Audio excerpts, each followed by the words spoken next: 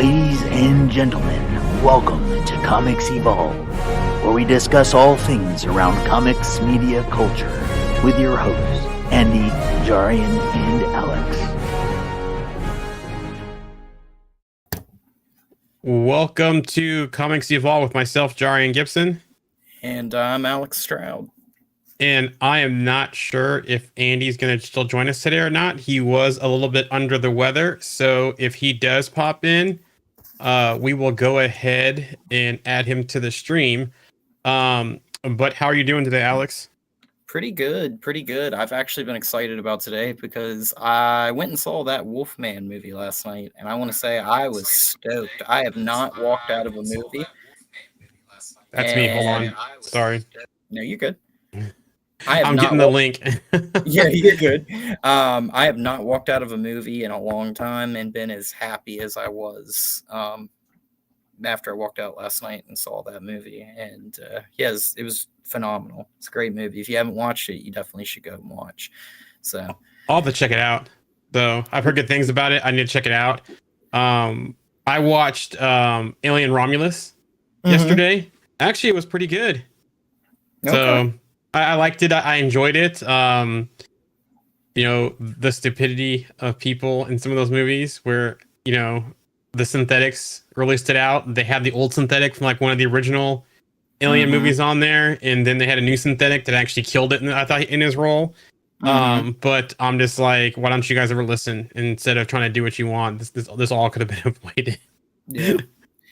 Yep. Anything else going on?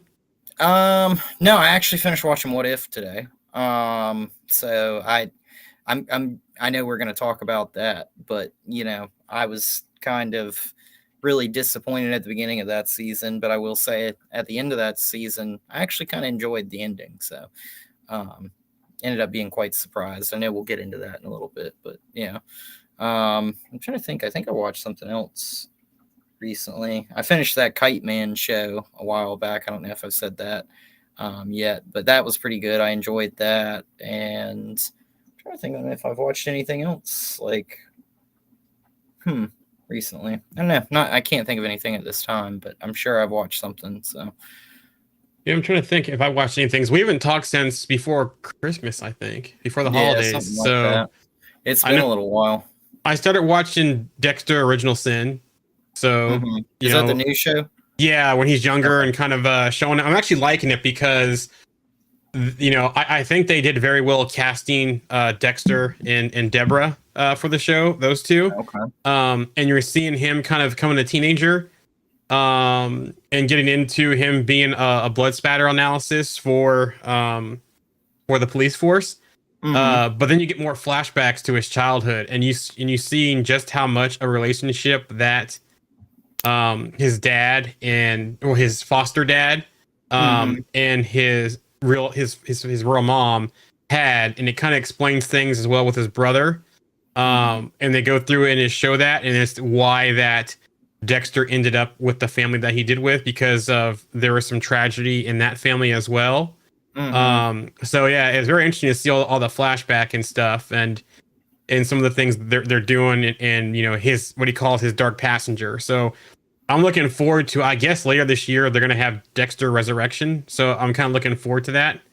That'll be interesting. Yeah, I think it's gonna be more of that he didn't die at the end of Dexter. What was the other show? New Blood. The one with his son. Yeah, that he didn't die. So I wonder how that show is going to go. And it seems like a bunch of people are still coming back for it. So I'm looking forward to that. I've like resisted watching Dexter for the longest time, and then my sister got me into it, and now I can't stop watching. Yeah. Yeah, I can honestly say I got lost somewhere in the original Dexter show. I think it was around season 5 or something. But I will say one thing that intrigues me, and I could be wrong about this, but if I remember correctly, his father, his like adopted father, always knew he was a serial killer, didn't he? Yep. Yeah. He was actually a cop. His adopted father was a cop. He saw something different in Dexter because he knew Dexter before the murder of his mom and then after the murder of his mom. And then he adopted him because of that, because it was the case that he was working on. His mom, he was basically working with Dexter's mom. She was like his CI. They had a relationship, that kind of stuff. So he knew him before that, and then what after that, what he saw with the murder of his mom and the people that made him the way he was. And so he kind of, helped him with the code saying you only kill bad people. If the justice system fails, that's when you come in and you start seeing like his first kill, the things with his dad, his dad, him and his dad going back and forth. There's actually one time where he has his dad on the table to show him his mythology. Like he actually drugged his dad, put him on his killing table, wrapped him in saran wrap, whatever the plastic he uses, and then woke his dad up to show him, look, I have this all under control. I can do this. So yeah. Wow. And then it's interesting too, because you go through some of his like his issues of trying to find somewhere to dump the dead bodies, into where he finally, uses the ocean to do it. But as a young man trying to do it, where one of his sites are found like early on. So yeah, very interesting. That is cool.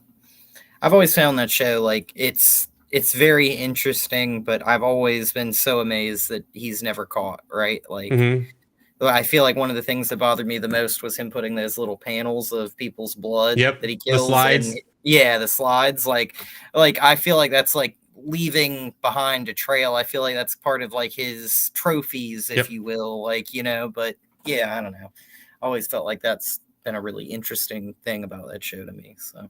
Which that almost got him caught, and then he framed another cop on the force. And then later on, he was keeping trophies again, and then another cop found it, and it was like, wait a minute, this person was not this person; it's someone else, and they've always been suspicious of Dexter, and then so it was kind of cool. So like when you see one of the cops from his team in New Blood that comes to New York, and the cop that he's dating goes to New York.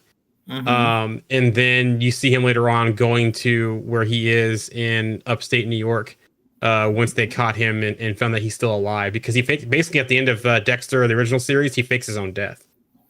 Okay. So, well, allegedly he dies in this hurricane, but you find out he faked his own death. So, which there was clues too that he said, because he was trying to sell his boat, and he goes through like a full-size life raft and blah blah blah. And at the end of the series, you just see his boat capsize in the ocean. But there's like no like scene of his body found. Body found, and then right there he said that in that episode. So you're like, okay, it left it open to say that where they could do more. People want it more serious, but there's been a lot of people going back and forth on that series about how it ended and then New Blood. But I guess a lot of people are enjoying Original Sin. So that was my holidays pretty much. I pretty much like binge watched Dexter over the holidays. I thought about something else that I did watch, and I don't know if you've watched it, but that most recent season of Umbrella Academy, I don't know when it came out. I'm so far behind on Netflix, but I just got Netflix again and been like watching stuff that I've been, behind on. And another one that I got to watch is Lock and Key. But I started watching both of those, Umbrella Academy and that, and I ended up just not finishing them. But Umbrella Academy is a weird show. If I remember correctly, I think this season or maybe the next one might be the last. It might just have been this most recent season was the last, but I feel like they're doing one more. So. I have to get caught up on that. I did finish Superman Lois though. You did? Season. Yep. I really enjoyed it. Like I said, I like Tyler H as Clark Kent and Superman. He was probably the best person of that show. Plus with the young lady from Entourage they brought in as Lana Lang. And some of the characters on there. So I actually liked it. I'm not the biggest fan of his sons on that show, especially the one that got powers first. And then it was kind of cool because you saw that what they did, how they all came together. I thought it was an interesting take on Lex Luthor, although I thought the guy looked like the cowardly lion when he was younger and had the beard and the hair. that actor. But you saw the vendetta about the family. Fitz, is it Fitz or Simmons from Agents of S.H.I.E.L.D.? Oh, the lady. I think her name's Simmons, right? Okay, Simmons. So Simmons makes an appearance. She's actually Luthor's daughter in the series. You haven't watched it yet. I liked it. The way it ended, you saw that because of what happened with him. Have you watched it yet? No, I'm so far behind on that show, to be honest. Like, do you care about spoilers? No, not at all. I read the plots to stuff before I watch him. Anyways, so he actually dies in the series. Doomsday kills him, pulls his heart out, and then Luthor destroys the heart. The one son that has the powers first tries to get it back, and he fails. And so they have him like in some kind of stasis in the Fortress of Solitude. his dad ends up taking some injection that gives him Superman like powers, I guess, or Mhm. something. Or no, he injects his blood. And then he basically sacrifices himself. Doomsday kills his father-in-law, the grandfather, the guy in the DOD. Okay. And then they put his heart inside of Superman. But it's of course it's not a Kryptonian heart, so it's bound to fail, and so he does that. That's how he dies, basically. And he has adjustments to make. He has to train both the boys. I guess the other kid that they replaced the actor with, the other son, he got powers eventually in that season, and so they had to train him. And then it was the three of them, that kind of stuff. And then Lois kind of befriends Doomsday a little bit because she's like, "You remember me?" Blah blah blah. And so there was that connection there. But yeah, it was interesting the way it ended. They went on to have a long life together. Of course, she died first, Lois Lane does, and he dies second, and he goes through his whole death and that kind of stuff. And they had tons of grandkids, and it was a pretty cool ending. A little touchy there, so don't be cutting onions watching that final episode, because I was like, man, this is kind of you don't let things get to you that much, but it was kind of like this is the way they did. I thought it was a really good ending to the show. So That's cool. That's cool. Yeah, I need to get caught up on that. I think that show had one of my, honestly, a couple of my favorite Superman feats in that show. But one of my favorite things that has ever happened in that show is that one where Lois is attacked in the motel and she pulls out the thing and presses the button, and then all of a sudden Superman just blows through the wall and grabs that guy. That's he's like, "That won't help you," and she's like, "Yeah, but he will," and presses it, and you just hear the sound of something coming fast, and then like the breaking the sound barrier thing coming. Yeah. It was pretty cool such too, an because awesome scene. he gets exposed too that he's Superman in the show, so that was also interesting. And then the whole thing with John Henry and his daughter, and that kind of stuff. So that's how Lex ended up getting powers in the suit, because they basically stole John Henry's suit. They hijacked it. Yeah. So I don't know how this happened, but I think that show has a lot of things that Superman did, like picking up the iceberg and putting it in the nuclear reactor and stuff like that. That the CGI looked great. Mhm. I mean, it was movie quality. I mean, maybe not movie quality, but I mean, it was pretty good for a TV show. Yeah. And I'm still surprised that we see things like that on the CW every once in a while, because it's obviously one of my favorite shows ever, Stargirl, they absolutely destroyed Solomon Grundy when they did him. It was like they ran out of budget until they got there. Yeah. And it was like, okay, we'll just slap something together and we're good to go. But I don't know, a lot of Superman stuff I feel like would be hard, but they also have that other great shot in that show where he's carrying the bridge early on in the early seasons, and he's got paint on his hand. Yep. And he waves at somebody and looks at it and then just flies away. So yeah, I don't know, I feel like that show is always going to be a little bit of a sleeper, like Stargirl was, right? You don't really realize how good it was until you watch it. So anything else you've been watching, anything, or you want to get into What If? I guess let's jump into What If, right? Yeah, I mean, you want to start with episode 1? Yeah, so we had What If the Hulk fought the Mech Avengers, which I kind of thought was a pretty interesting show. To me, it was kind of like Voltron met Power Rangers a little ways. And and then it all started because I guess Banner wanted to separate himself from the Hulk, and there was a gamma accident, and it got a gamma creature, and then so after that, it kind of gave you that what's that series called? Pacific Rim type vibe, as well as that part of it, with those creatures and so forth. And then you kind of see them all tag team up, and you see Hulk or Banner come back in to kind of save the day. And then that whole thing with Sam Wilson and Banner kind of helped play it off. And so I thought it was a pretty interesting episode to start the series off with. And I'll also throw this in there. It felt like by the end of the episode that Bruce Banner was a little bit like Godzilla, right? You know what I'm saying? And it was just one of those interesting things that, with the rest of the stuff in this season, I will honestly say, I don't really think, not that the first really few episodes of the season really mattered for the final part of the season, but I don't know. I felt like that episode was one of the weirdest episodes of the season to me. I mean, other than the Howard the Duck episode, but this episode, it was really weird, right? Because it was I love seeing more of Sam Wilson, and we got to see Monica. Yep. Yeah, and we got to see, I'm trying to think, Moon Knight. Moon Knight, yep. And Shang-Chi. it wasn't Shang-Chi. It was. So we had Sam Wilson, Monica Rambeau, Bucky Barnes, Mark Spector, Mm-hmm. Alexei Shostowski, Melania Vostov. Yeah, we had Shang-Chi and Nakia. Yeah. Yep. And yeah, I mean, like, I don't know, like, I feel like this show, like, obviously we saw Shang-Chi in a later episode, we saw Red Guardian like later on and stuff like that, and of course Bucky and everything like that. But this one, I don't know, it's just kind of a weird episode. I wasn't really the biggest fan of this episode. It was kind of a weird one to start it off, I feel like, for me. And I felt like it was just like a conglomeration of so many different shows and things, right? Like, it's kind of like a fan service to like 40 different things. So. Yeah, because you basically saw they had the mechs come in to do this. We saw like all the OG Avengers basically got taken out by these Gamma monsters trying to fight them. So the new Avengers are the ones that kind of came forward. So, you know, I get why it was the lead off to this season, because we got Captain America Brave New World. It was basically a focal point for Sam Wilson. So I see why. But yeah, I enjoyed it. It was enjoyable. But yeah. Second episode, what if Agatha went to Hollywood? Which this episode didn't really make sense because we had the emergence happen, right? And the emergence didn't destroy, or was this the one the emergence happened, or was another one? No, so that's a later episode. Oh yeah, that's right. I'm sorry. This was the one where Agatha has got the capturing power. Eternals Yeah. and taking their power. And since she's a witch who absorbs people's powers, she wants to absorb Tiamat's power so she can basically like get that power.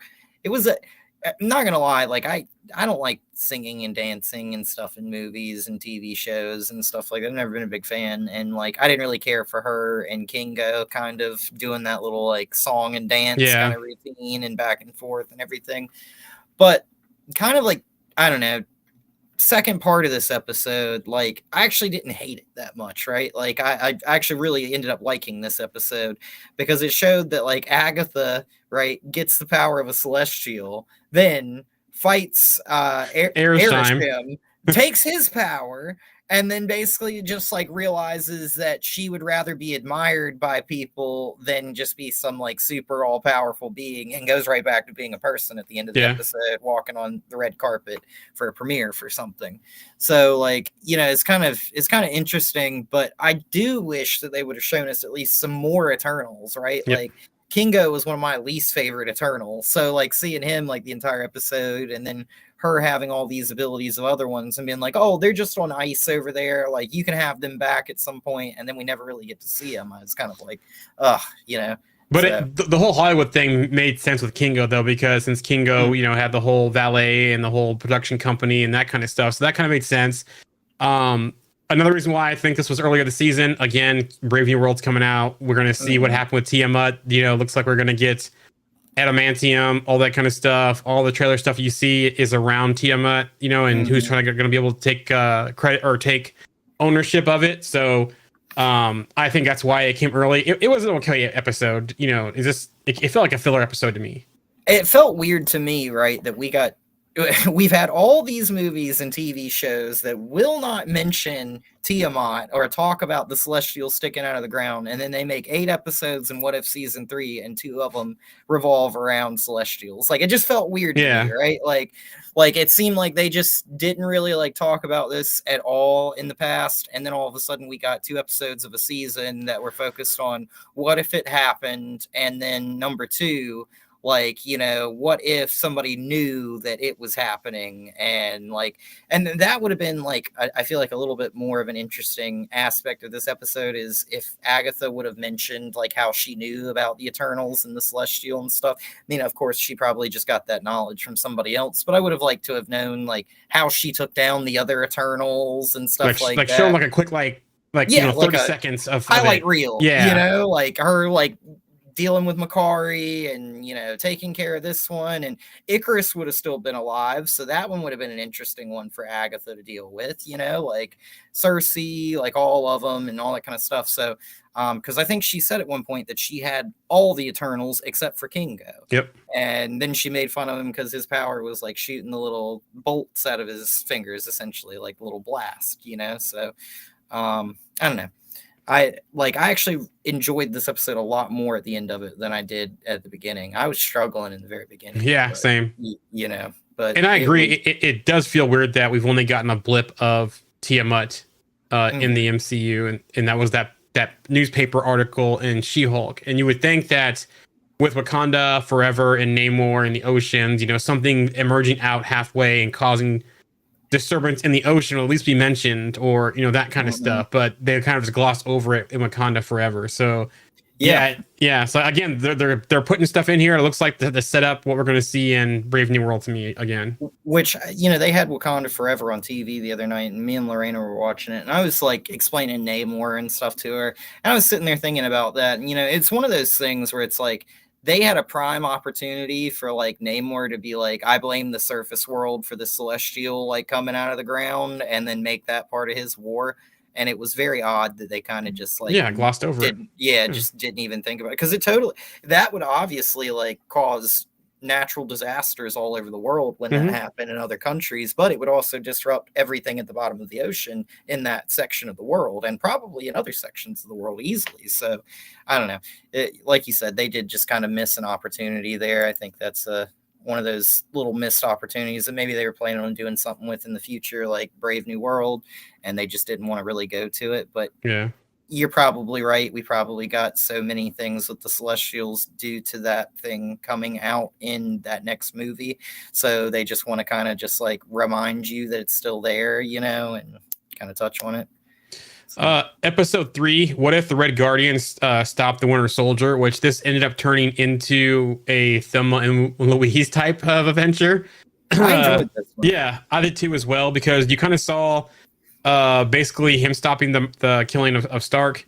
And then basically they kind of teamed up after that, after they're basically hunted after that for one, for Bucky not finishing the mission, and I think two, for Alexei kind of going rogue. We got to see a lot of Bill Foster in this one, so some Giant Man. We got to, Obadiah Stane was also in this episode.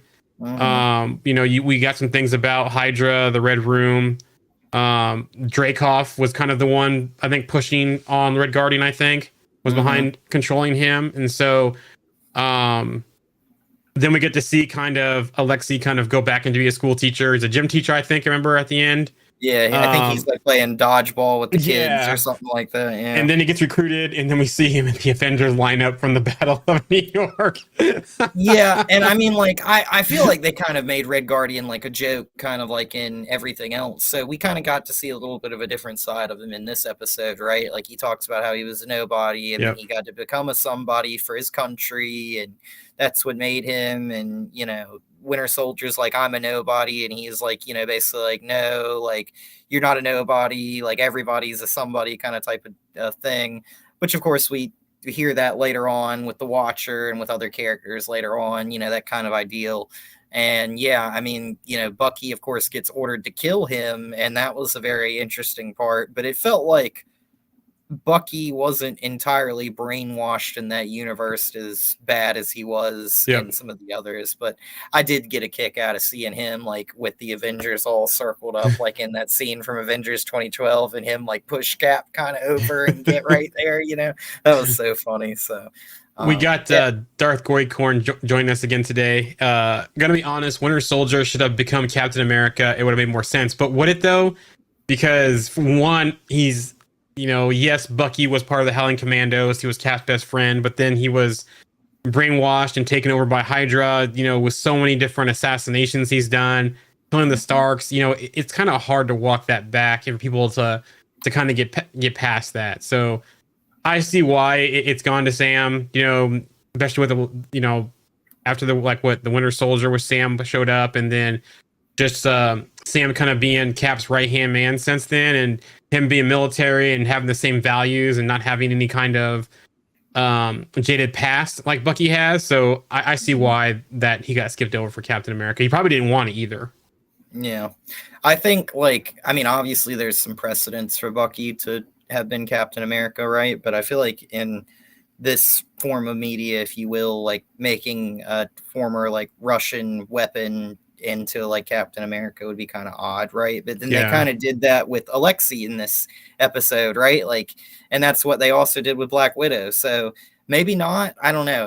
Yeah. I'm kind of a coin flip on this, you know. So, And he's right here. They've given worse people redemption stories. that's true. And then it would have been the best redemption story for him, which I agree as well. I just think today with the way people, you know, with movies and that kind of stuff, it would be kind of hard to do that now. The comics, it's easy, you know, Yeah. shows it's easy, but kind of in the movies now and trying to show people, it might be a little challenging to do that one. Mm-hmm.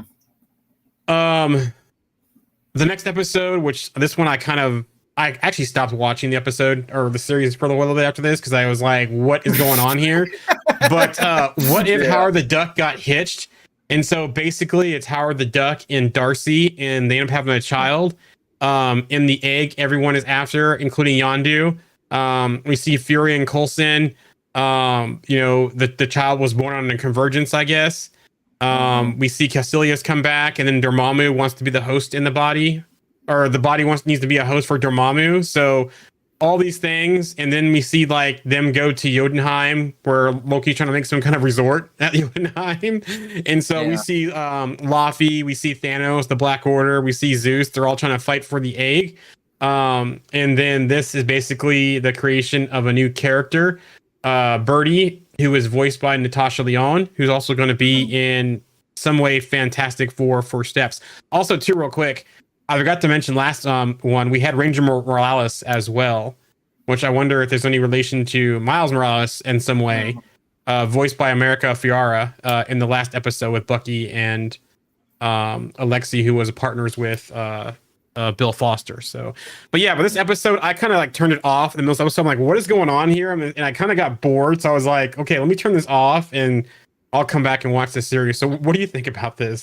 So I cut this episode on. I was laying in bed watching it, right? And I'm laying there watching it, and Darcy's like, oh, like after 9 hours of labor, like, you know, like I'm just so exhausted or something like that. And then they bring in this egg, and I'm like, what is happening? So like at this point, like I watch it for a few minutes and I'm just like, all right, like I'm just gonna cut this off and I'm just gonna go to sleep.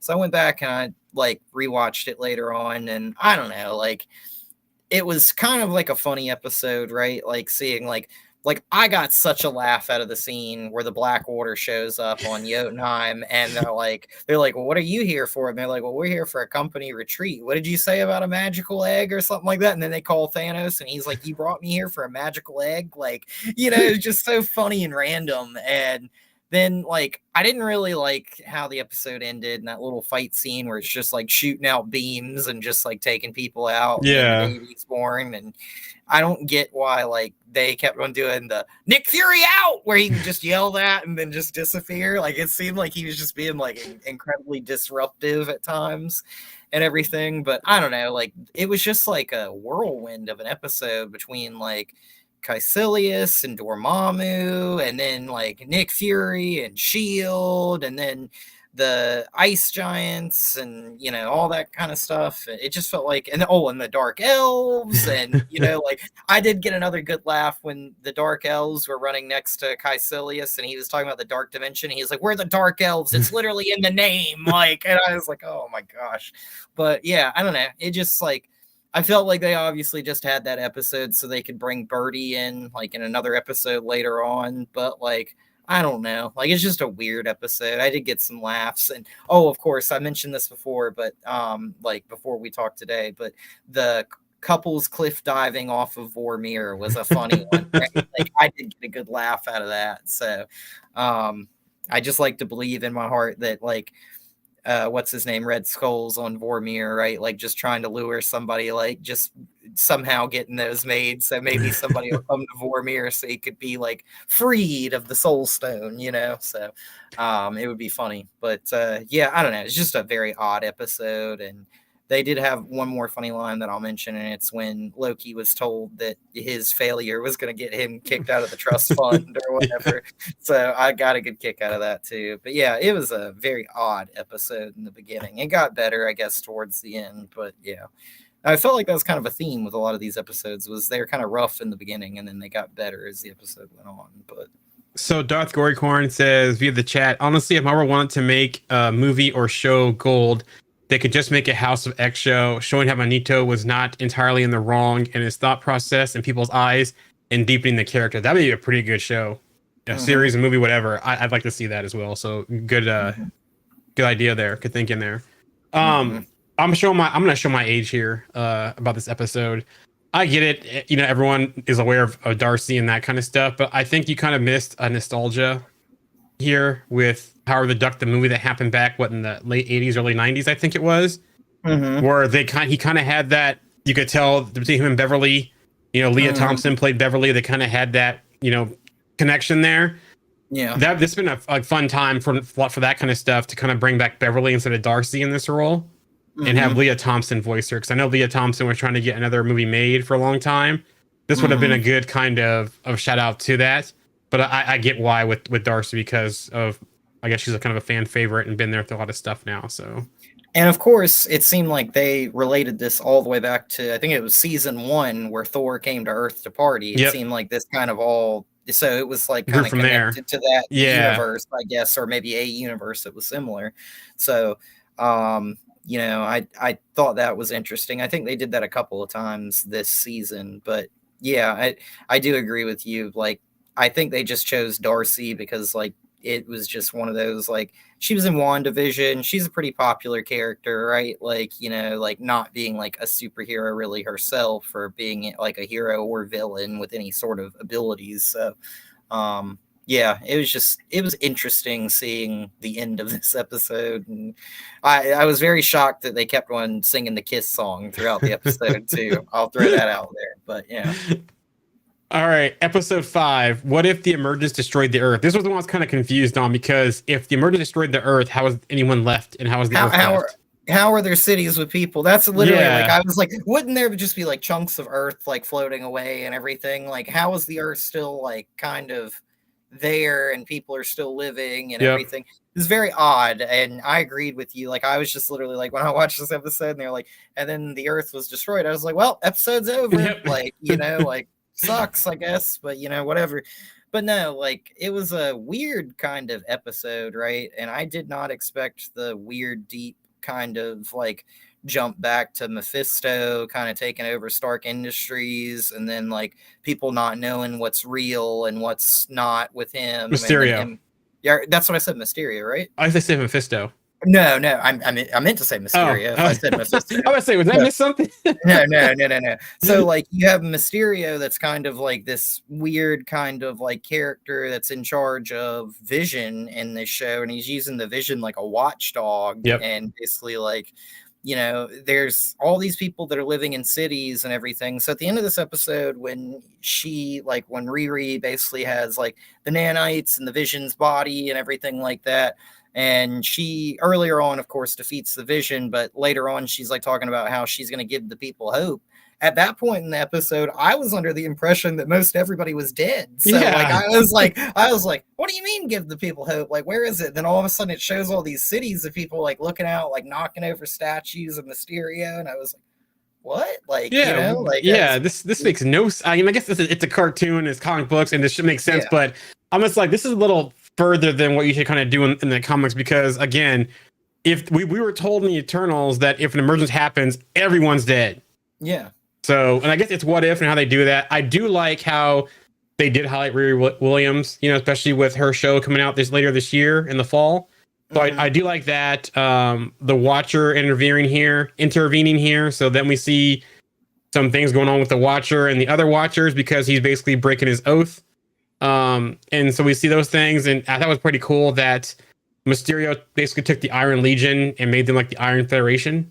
You know, kind of play on Ultron with the Ultron bots and that kind of stuff. So I thought it was pretty cool. It was a good episode. You know, we get to see Wong, Okoye, Valkyrie, and Ying Nang, you know, in the Alliance, and you know, that kind of stuff. So we saw how desperate they were, and that she was like because of her brain power and her smart intellect, that she was able to do that. So it was an entertaining episode. I thought it was pretty cool to see more Mysterio, since we haven't seen much of him since Far From Home.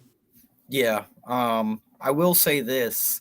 I thought the Vision was really cool in this, right? Like, I mean, he basically, like, at one point in the episode, they're like, so what happened to all the rest of the forces? And they're like, oh, he killed them all.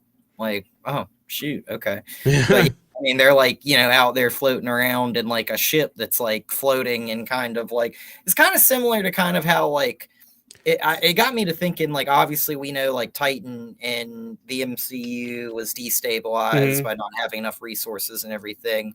But it got me to thinking, like, you remember on Titan how there were just like sections of like buildings and stuff like that were just like floating around, and like it was that Peter Quill says it's because like it got tilted on its axis and it caused it to like lose some of its gravity and everything. That's what kind of like the atmosphere and a lot of stuff reminded me of in this, like with the big like tanker ship or whatever that they're like hiding out in, that's just like kind of floating and everything like that. So it's definitely kind of a cool episode from that regard. It's just kind of, I don't know, weird, and I don't know.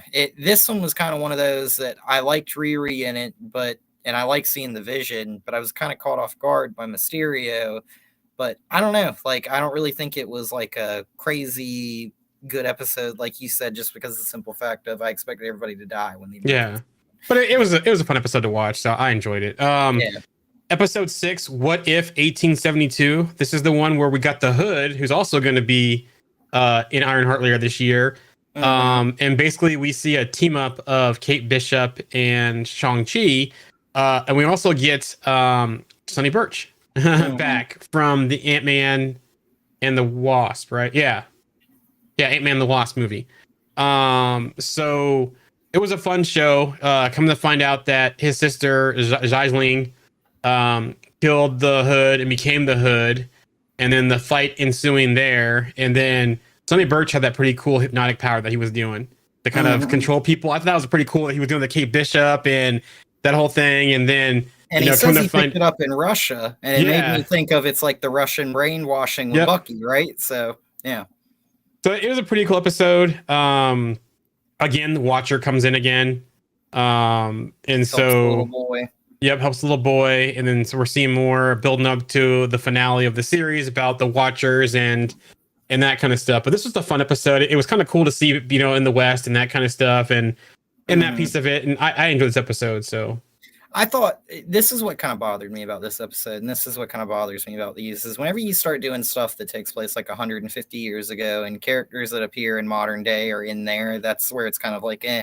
And for me, of course, it's like, oh, Shang-Chi and his sister, were there, and they talk about, like they were trying to run from their father and da-da-da-da. So it's like, whatever. Like, that makes sense. Like, they could live for hundreds of years, right? Like, if he somehow did that with the rings, like, whatever. Yeah, I mean, Wenwu did. yeah. So it doesn't really bother me. I don't really care. But when I saw, like, Kate Bishop and, like, Sonny Birch, I'm like, that's just kind of weird. Like, is this supposed to be like their ancestors or something like that? And then he's like talking about taking Kate Bishop's family's wealth and stuff like that and everything. I know it's kind of like that episode they did where everything took place in like the 1400s or 1500s or whatever. And I think it's season 2, but I don't know. Like, I always kind of understood that universe was like kind of like a mixture of like things where things kind of got crammed in one universe and everything. So I don't know. Like, it is kind of weird this episode, but I did like the twist that his sister turned out to be the Hood at the end of this episode. So, that was interesting. And then, Kate Bishop, of course, kind of puts her down and kills her. And they, of course, ride off at the end of the episode into the sunset, and they're going on another adventure, right? So to your whole thing about the age thing and different time and that kind of stuff, to me, it felt like a multiversal thing, a different universe, different time. So that was fine with me. Like I said, I thought it was a good episode. I enjoyed it. My one complaint I'll have at the end is about they don't need to connect everything, and some of these episodes didn't really connect other than the Watcher showing up, which kind of leads us into the 2-part finale with episode 7. And these next 2 episodes kind of feel like that Thanos saying, you could not deal with your own failure. Where does that bring you back to me? Because once again, we are starting this whole series of What If with Captain Carter, and we are ending the entire series with Captain Carter, which I like Captain Carter in the first series, but it seems like every season revolves around Captain Carter at some point.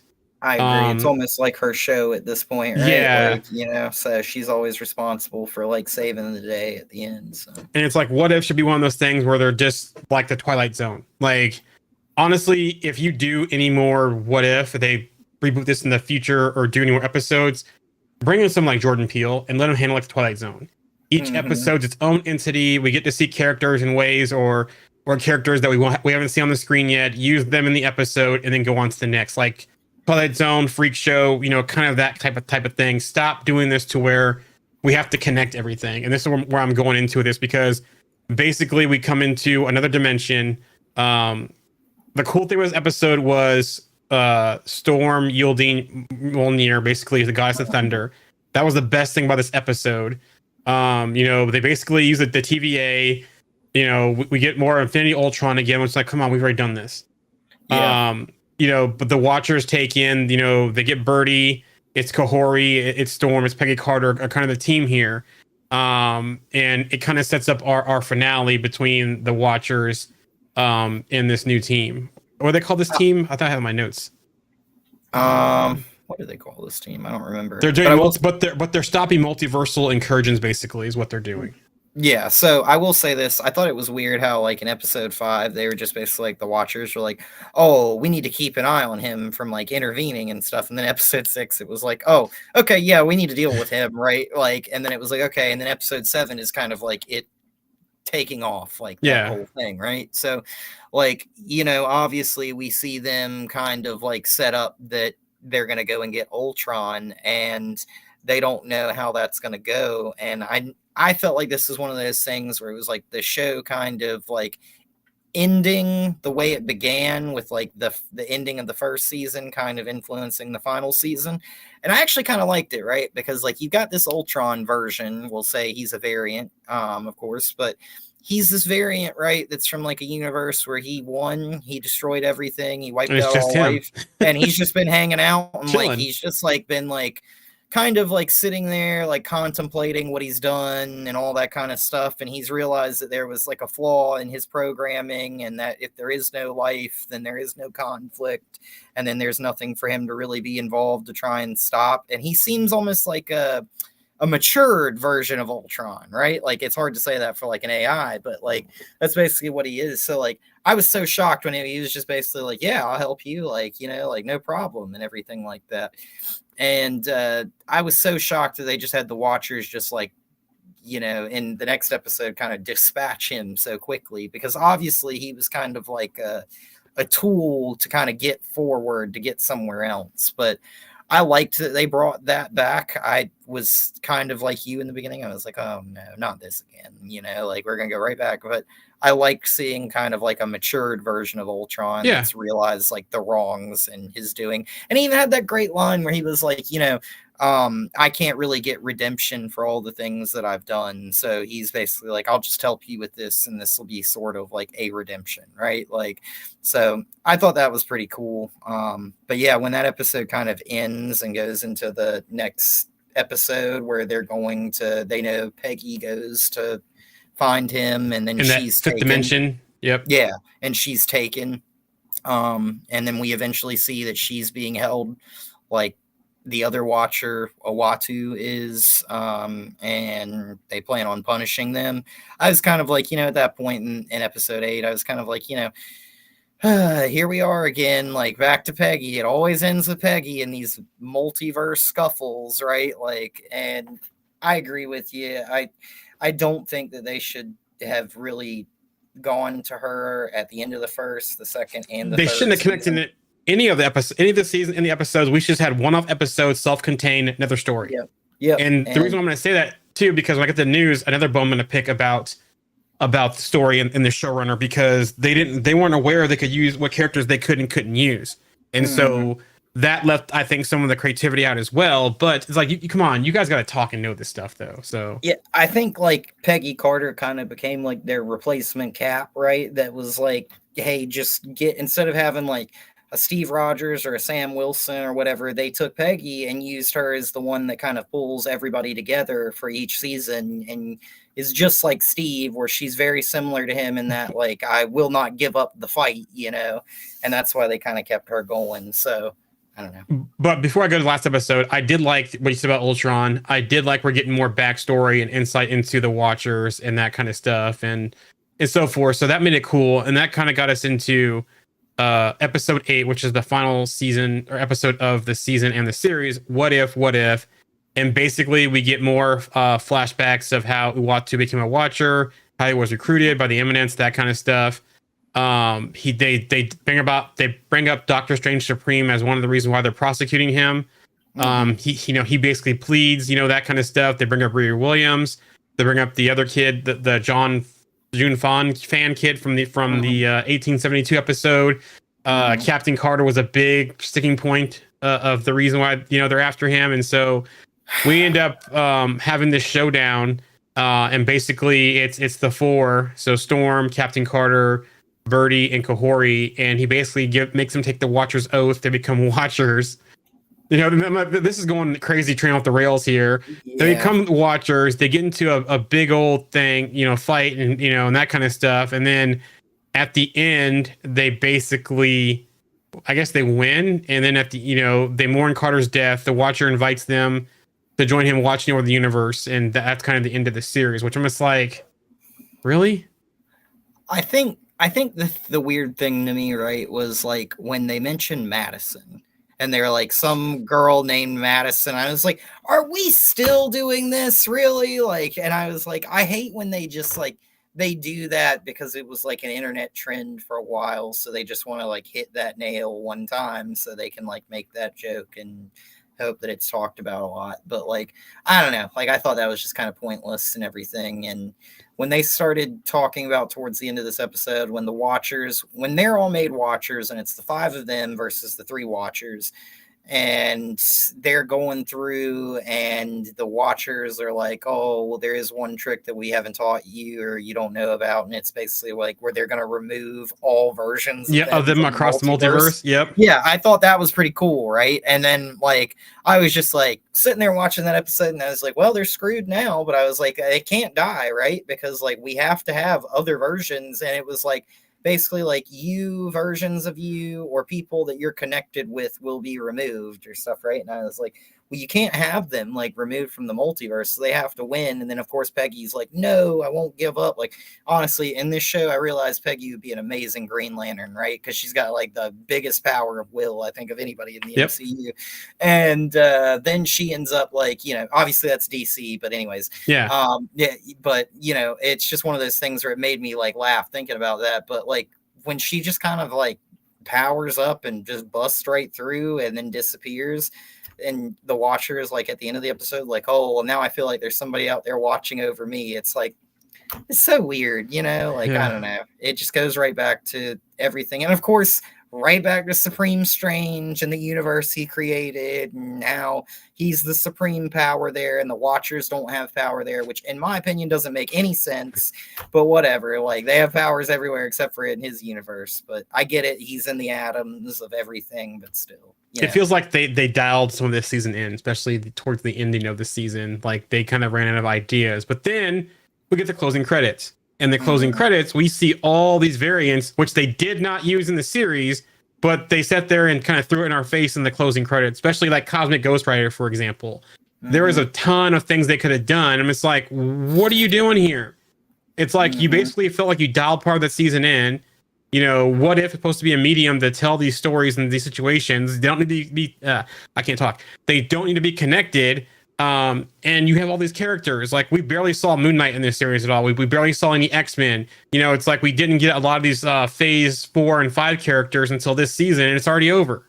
Yeah. So I think the mess up there was like, right. So in a lot of animated stuff, I feel like they like in stuff like Avengers, Earth's Mightiest Heroes and stuff, they do a lot of good with sharing screen time for characters. But it's like, that first episode had Moon Knight in it, right? Like, I felt like I saw him maybe 15 seconds of the entire episode. It was like, I would have liked to have seen a little bit more of Moon Knight. And there was a lot of that kind of in this show. Like later on, I think it was episode 7, we saw Darcy and Howard the Duck again, like arguing with Birdie that they wanted donuts from that universe, that the carbs are backwards or whatever. And I was just like, it's just stupid. Like, like they kind of cram that stuff in there. But I don't know. Like, I agree with you. Like, I think the biggest one for me, like, obviously there was a Ghost Rider variant in there, but I think the biggest one for me would have been that Moon Knight Blade, right? Like, Yep. that was kind of cool. I would have liked to have seen an episode on that or something, Which seeing how this series end and knowing that there are certain people no longer on the animation side makes me very worried about the next season of X-Men 97. Mm-hmm. Because the first season was so good, and then you come back with this as your next animated project, and it's like, I'm kind of worried about your animation. And so I'll be very curious to see Spider-Man freshman year, which we'll talk here in a second, how that show pans out, since that's the start of this earlier or last week or this week, or however you count your weeks. One thing I will throw out there too is when they were playing the little like foosball game, they had characters like Galactus, Scarlet Witch, Wolverine, Captain America, Infinity Ultron, all that is like little players on the field on foosball. So I thought that was really interesting when they had Galactus as like the goalkeeper on one side. Like, we haven't seen him officially yet. I feel like that's obviously kind of like a little bit of like a, hey, there's Galactus, be prepared for Fantastic Four, but it's like throwing all this stuff in our face. It's like we're children and they're throwing all these toys on the ground in front of us saying, you can only play with these toys, ignore those other toys. Yes, we know you see them, but you're not going to get them. That's the way it felt with What If and some of the things they were doing. And it's like, you guys have, this is why Marvel Animation is second to DC Animation, because DC Animation doesn't have these problems. They've led animation pretty much forever on the DC side. And I don't think Marvel's going to overtake them because of things like this. It's like, you guys have blueprints in your media library where you pulled from things like, the whole scene in Endgame, where they're in the suits, they're walking out, they're getting ready to go, get all the Infinity Stones back, right? Yep. They pulled that from either Earth Mightiest Heroes or Avengers Assemble, because that's straight out of that series. And it's like, you have these series like that where you can do things. It's like, you guys couldn't figure out how to use Kang, for example. I know the whole thing with Jonathan Majors sidetracked that, but still, you guys still couldn't figure out when you had Kang how to use Kang. Yes, you did pretty good in the Loki seasons, but Quantumania, you guys should have his time chair. And What If it's like, dude, she uses time chair. Yeah. What a slap in the face that guy is, because it felt like, it's like they've already told us at this point that they're going to try and move away from that. And then to see that in What If, it's like, dude, like, I feel like I was watching that when I saw it and it first appeared. I was like, they must have been working on this episode before all that stuff happened with Majors. And then it was just like, well, it's in the finale. Like, we'll just leave it in there and not reference who it's from or anything like that. So it makes me wonder, too, if one of those episodes was a Kang episode and they had to pull it as well because of that. But yeah, it's like, but you even saw how they did with Kang in the cartoons, right? He shows up, they beat him. It was like a 3-episode run. They beat him. He goes away. He comes back. And it's like, you guys have this stuff. Why not use some of this? Yes, I for the most part, like Quantumania. I hated how it ended. I was hoping that was some kind of trickery, especially the way with Scott Lang was paranoid when he came back. Like, they went to like an alternate reality and didn't know it. And Kang kind of fooled them. But I'm just like, I don't know what they're doing here with some of this stuff. I don't know. It's funny to me because it's like Kang is that one villain, right? Where it's like Kang, like more the MCU has this real big problem where it's like they just kill off all their villains, like 90% of their villains. And I always like make the joke that if the MCU kept running like, I don't know, 10, 20 years or something like that, and we didn't do like a soft reboot or something in the future, we're out of villains. We'd be out of villains, right? Because they would have killed them all off. And it makes the heroes almost kind of seem like murderers at a certain point when every single one of them has a villain and then they always die like the first time they face them. I mean, Tony Stark, it's like not surprising that he's out there murdering people, but like people kind of just let that slide because he's Iron Man. But like at the end of the day, it's like, same thing with a lot of these other people. But I don't know. Like, I think like you have Kang, right, who is like kind of the unkillable villain. And then they're kind of forcibly having to kill him at this point, which is kind of like so that's one frustrating thing to me. And Kang's a person who can pop up anytime or anywhere. Yeah, it's like you don't have to have a whole multiversal saga. I think that's what part of the issue too is that they pinned all this in the multiversal saga, where this could have been like the cosmic saga or something else, and had some and we could have multiversal elements come in and out of every saga going forward because of the whole King thing. But I think they put so many eggs in Major's basket, especially with Quantumania and showing the council and all the variants, that they kind of paint themselves in the corner. Which to me, it's like, I wasn't the biggest fan of them bringing the Russo brothers back. Yes, I loved Infinity War. I loved Endgame. But bringing them back to do Doomsday and then Secret Wars, I feel like we're going to get the same exact thing told in a different way. Like, basically, they all get decimated and die, and something happens. Oh, it's going to be like in that, Doomsday. They're going to have to use time or something else or whatever. And then Secret Wars, that kind of thing. So it feels like we're going to get that same kind of thing, and then we're booting the whole universe after that. So I'm just like, it seems like they're getting complacent and lazy in some of these projects. I think, like, you remember how in Infinity War, like, everybody was separated, right? Like, so you had, like, some people in Wakanda, you had, like, people in Titan and everything, and I guess you could kind of say, like, part of the reason why they lost is because, like, everybody wasn't together, fighting together, I guess. They kind of got separated and spread apart. The Guardians were on Titan, you had Doctor Strange and Spider-Man there, and then you had everybody, like, kind of fighting in Wakanda and everything. And I think they're going to do something kind of similar. And I think you're right about that, which is we're going to have like probably a bunch of teams fighting different threats, like that are King all Dynasty? from the same.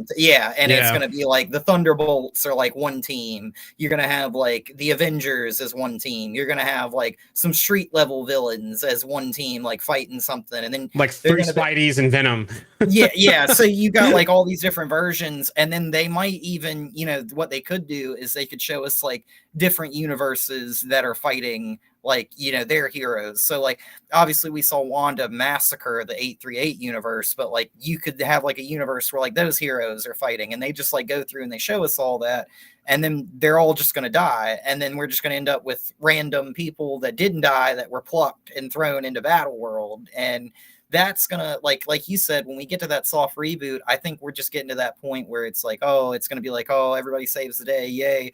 Who wants to sign up for a new contract and stay for a while? And whoever wants to stay is gonna stay, and whoever doesn't isn't, and we'll keep those characters and recast the others.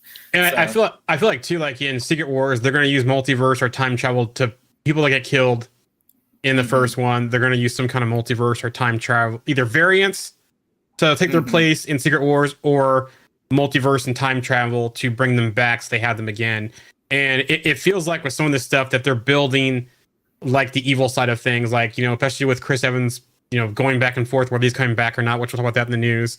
Whether it's going to be like a Hydra Cap, whether we're going to get Maestro, those type of characters on the side with RDJ as Doom. So I don't know. So we'll see. But anyways, finishing up What If, it didn't set the landing for me. This show showed some good promise starting off, but it seems like they got complacent and lazy and dialed it in towards the end. And who knows what on behind the scenes, but yeah, I'm not the biggest fan. I think they kind of botched this series. Yeah, I think it's like a solid maybe 4 or 5 out of 10. I think the 5 is really generous there, but probably like a 4 out of 10. I don't know. Like there were a few episodes I liked that I didn't like. Like I quit watching the Winter Soldier and Red Guardian episode because it was kind of slow in the beginning, and then I came back and I really enjoyed it. But I don't know, like I think the ending was pretty good. I like that they actually did go back to Ultron, even though I am one of those people that's like, why do we keep going back to the Infinity Stones and everything? But it just seems like we can't get away from it, and I feel like that's because it was like so popular at one point in time that they just don't want to like lay that baby down. They just want to keep going right back to it. So I don't know. Kind of disappointed that they also kind of threw some salt in the wound at the end, where they just give us like, hey, here's 20 characters that you could have seen that would have been better than half of these episodes. But wait till I get to the news, there's gonna be more salt in the wound. Oh, great. Anyways, let's move on to the 2025 project. So first up, which came out last week, Spider-Man Freshman Year, and it looks like they're doing episodes, like 2 episodes a week, and the way they're doing the releases and that kind of stuff. So I do have a release schedule in the news we can talk about, but I have not watched it yet, but I will. I'll probably wait till it's done. We probably will do a wrap up when it's done. So that's kind of the first big one for 2025. Any thoughts on that? No, I haven't seen any of it yet. How many episodes is it? Do you know? Does this say 10 episodes? Okay. Are they doing the 1 episode a week thing for that? They're doing like 2 and 3 and that kind of stuff. So okay, so they're kind of letting out like a few episodes at a time. Yeah. Okay. So Darth Goricon asked, do you know what Spider-Man they're doing for freshman year? And it looks like this is going to be Holland's Spider-Man, it sounds like, but he's not being voiced by Holland. And so 10 episodes. It's kind of an alternate universe.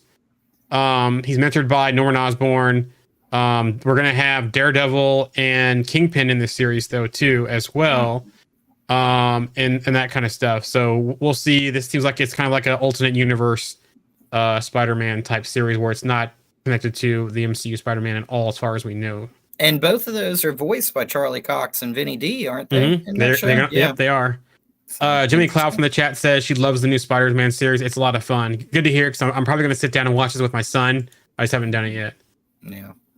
February 6th, Invincible season 3 will release. Mm-hmm.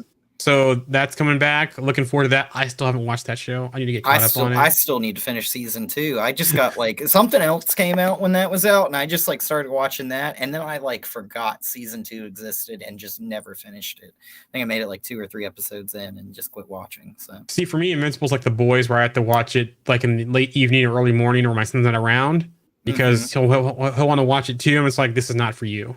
Yeah. So, yeah, that show can be kind of rough. That one fight scene where he fights his dad and his dad holds him through the train while he just rips through everybody. That's a rough scene. And then the scene where he's trying to save the people and the building's falling over, and then he just has a body part that he's holding on to and everything. It's kind of gory for, an animated show. So Darth Gorycorn asks, are they going to make Kingpin accurate to the muscle builder of Kingpin, or the weak scrawny build they've given Lex Luthor in the Superman movies? It looks like we're getting back to Netflix Kingpin, at least in Daredevil Born Again. As far as this show, I would expect a similar type of feel, since Vinny D is the one voicing him. I wouldn't expect anything different than the Netflix Kingpin that we were used to. To finish, Darth Gorkon says, basically, honestly, I wish they would make the characters accurate to the lore. Do not get me started on this train. Yeah, I agree with you, but do not get me on my soapbox on this one. Captain America Brave New World, Valentine's Day. And there's some pretty cool clips out there in some of this they're showing. So basically, they have confirmed Tiamat will be the reason for adamantium in the MCU. It seems like we're going to get a more practical effects looking leader in this film. Sam looks like he's going to get an upgraded suit courtesy of Wakanda and Vibranium Tech. And I wonder if he has it looks like in one of the commercials that he has the same like charge up and then use that as they have in the Black Panther suit. So I also wonder what other technology he's going to have in that suit, especially since he is not powered up. He is not a super soldier, and he's going to be taking on some pretty big threats. I also wonder, too, at some point, if we see another Hulk in this film. Whether it's She-Hulk, whether it's Banner, whether it's Abomination. Are they going to redo Scar that we saw in She-Hulk as well? So I wonder if we're going to get another Hulk showing up in this film besides Red Hulk. I feel like we'll probably see maybe Bruce Banner Hulk, kind of maybe.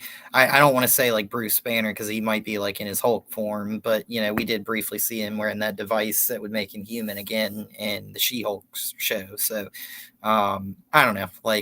Obviously, I don't really care for Scar and She-Hulk, but what they kind of did with him. So yeah, can we get Abomination, please? Yeah, we don't need Gorkon, yeah.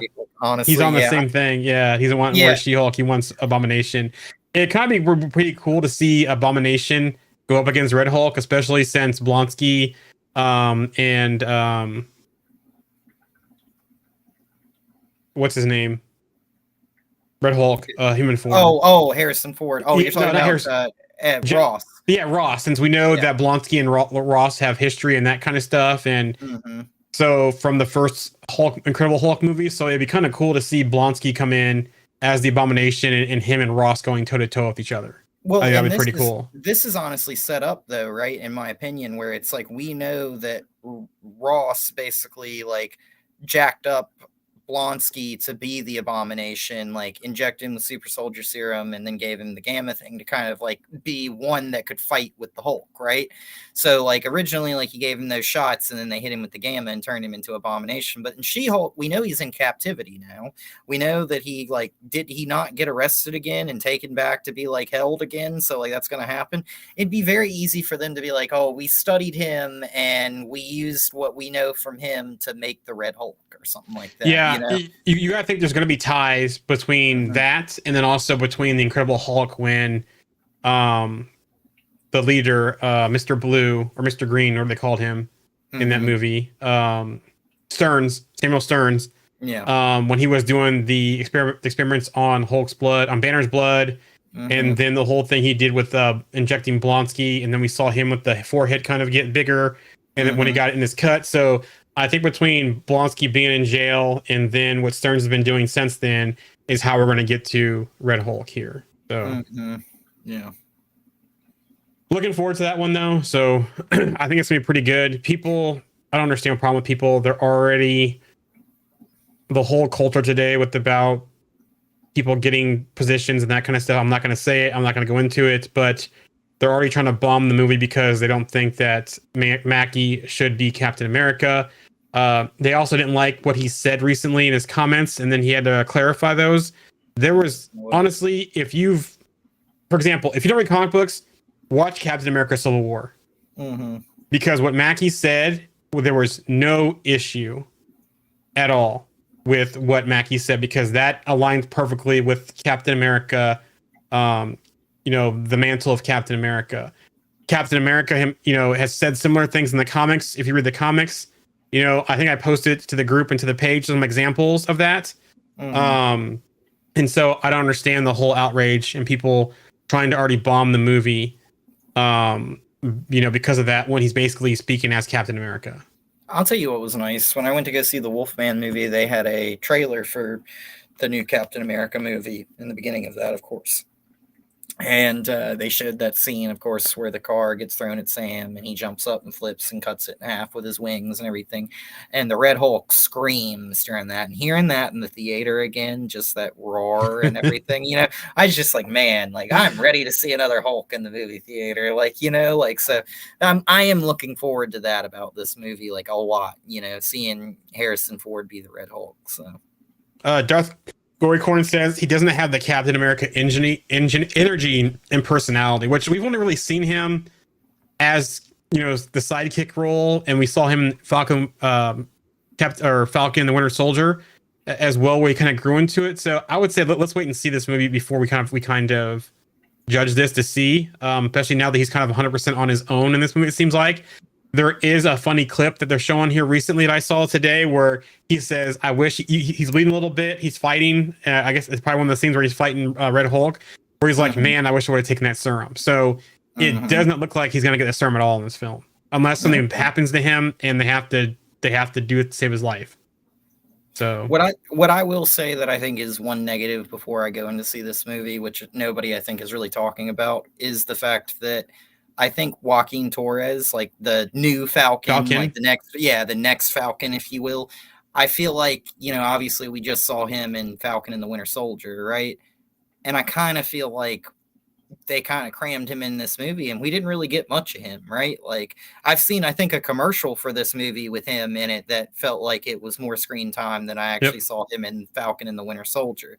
So it was like him like talking to Captain America. I mean, like, oh, these are the people, this is where they're at, and he's like on a computer, and it was like some commercial for something. I don't remember exactly what it was, but yeah, I mean, like, I just felt like we probably should have seen a little bit more of him before he became like the official sidekick in this movie, like of him. So I don't know, like not really like a huge complaint there. It's just like my little personal complaint. So okay, let me clarify. I misunderstood what Darth Gory Corn was saying. I thought he was just saying that Wilson as Captain America, but he's talking about the actor itself, of Anthony Mackie. So basically he's talking about Anthony Mackie, which I get it. I was skeptical about him in this role too as well. This would have been, if I could have picked a perfect actor for this role, which some think that when I get to the news that he might want to be the new T'Challa, Aldous Hodge. Mm-hmm. I think he would have been a perfect person for Sam Wilson in the MCU.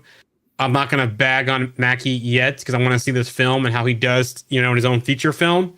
So, I see what you're saying where it can work with a different actor for this role. But I'm going to wait and see what the film does before I kind of judge that. I think for me, the thing with Mackie is like when they selected him to be Sam Wilson, I was like kind of a little bit shocked because I pictured somebody younger, right? Like, not that I have a problem with him being Sam Wilson, but I think like also when I think back of all the movies I've seen Anthony Mackie act in, he hasn't really changed like over the last 20 years. He looks the same. Yeah. So like, I guess kind of from that perspective, it doesn't really matter because like, if he were 10 years younger, he'd look exactly the same. So I don't expect him, like he looks really good for his age. I don't know how old he is, but he ages like fine wine, kind of like Paul Rudd. So, I will say that I wish they would have probably gone somebody a little bit younger and maybe different, but I don't know. I don't hate Anthony Mackie, so kind of a mixed bag for me. Him and I are the same age. Really? Yes. He is 46 years old. Yeah. So like I'm trying to think of like the earliest movie, like the first thing, like the oldest thing chronologically that I've seen him in. And the only thing that I can think way back like that is like 8 Mile or something like that, where there's 8 Mile, there's He Hate Me, Spike Lee film, if you've seen that one. I actually liked him in Twisted Metal. If you haven't seen Twisted Metal, it's on Peacock. There's a season of it. He's actually really good. He's actually really good in that. Yeah. And there's going to be a season 2 coming. So Pain and Gain with Mark Wahlberg, he was all right in that film. I forgot he was in that movie. Yeah. I'm trying to think what else. The Night Before with what's his name? The comedian. Seth Rogen. He's in that one. We Are Marshall, which he was okay in We Are Marshall. Mm-hmm. I'm trying to think what else I've seen that he's been in. But yeah, those are some of the films that might stand out to you. But I actually liked him in Twisted Metal. So if you haven't watched Twisted Metal, watch Twisted Metal. Yeah, I definitely need to do that. Oh, what do you say on here? It says, "Oh wow, I'm only 6.5 years younger than you." LOL. I feel that 40 coming like a train. Well, when you get there, welcome to the 40 Club. The next thing up, Daredevil Born Again. So that's going to be out March 4th. This will be 9 episodes. We are at least getting 2 seasons, and the second season, I believe, is filming or will be filming soon. And it looks like we are getting back to the grittiness of the Netflix shows, if not even more.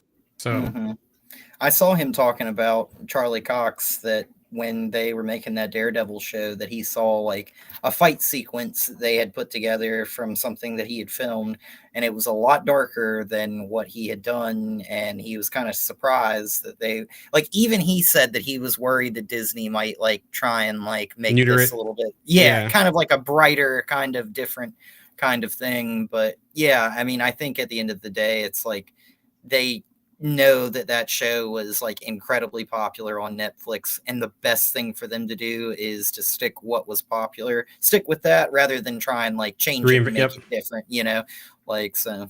And we're officially getting John Bernthal's Punisher back in this film. There is a reference to Luke Cage in here. So there's a billboard that talks about one of the nightclub he worked at. I forgot what it was called, but it's on a billboard, one of the trailers that we see. We're interested to see if we see Jessica Jones pop up in this. I hope so. Yeah. I liked that actress as her, and I really liked, honestly, before they came out with like, I think they came out with Daredevil first, and then Jessica Jones, and then it was like Iron Fist, and then it was like Luke Cage or something like that. I might have. And the Punisher was in there somewhere too. Yeah, I think the Punisher was like the last one. Okay, if I remember correctly. I could be really wrong on that, but like I loved the Punisher show; it was great. But before the Punisher came out, Jessica Jones was like my second favorite show out of all those in the Defenders. So like I loved the Purple Man in that show. That guy, what is his name? David Tennant.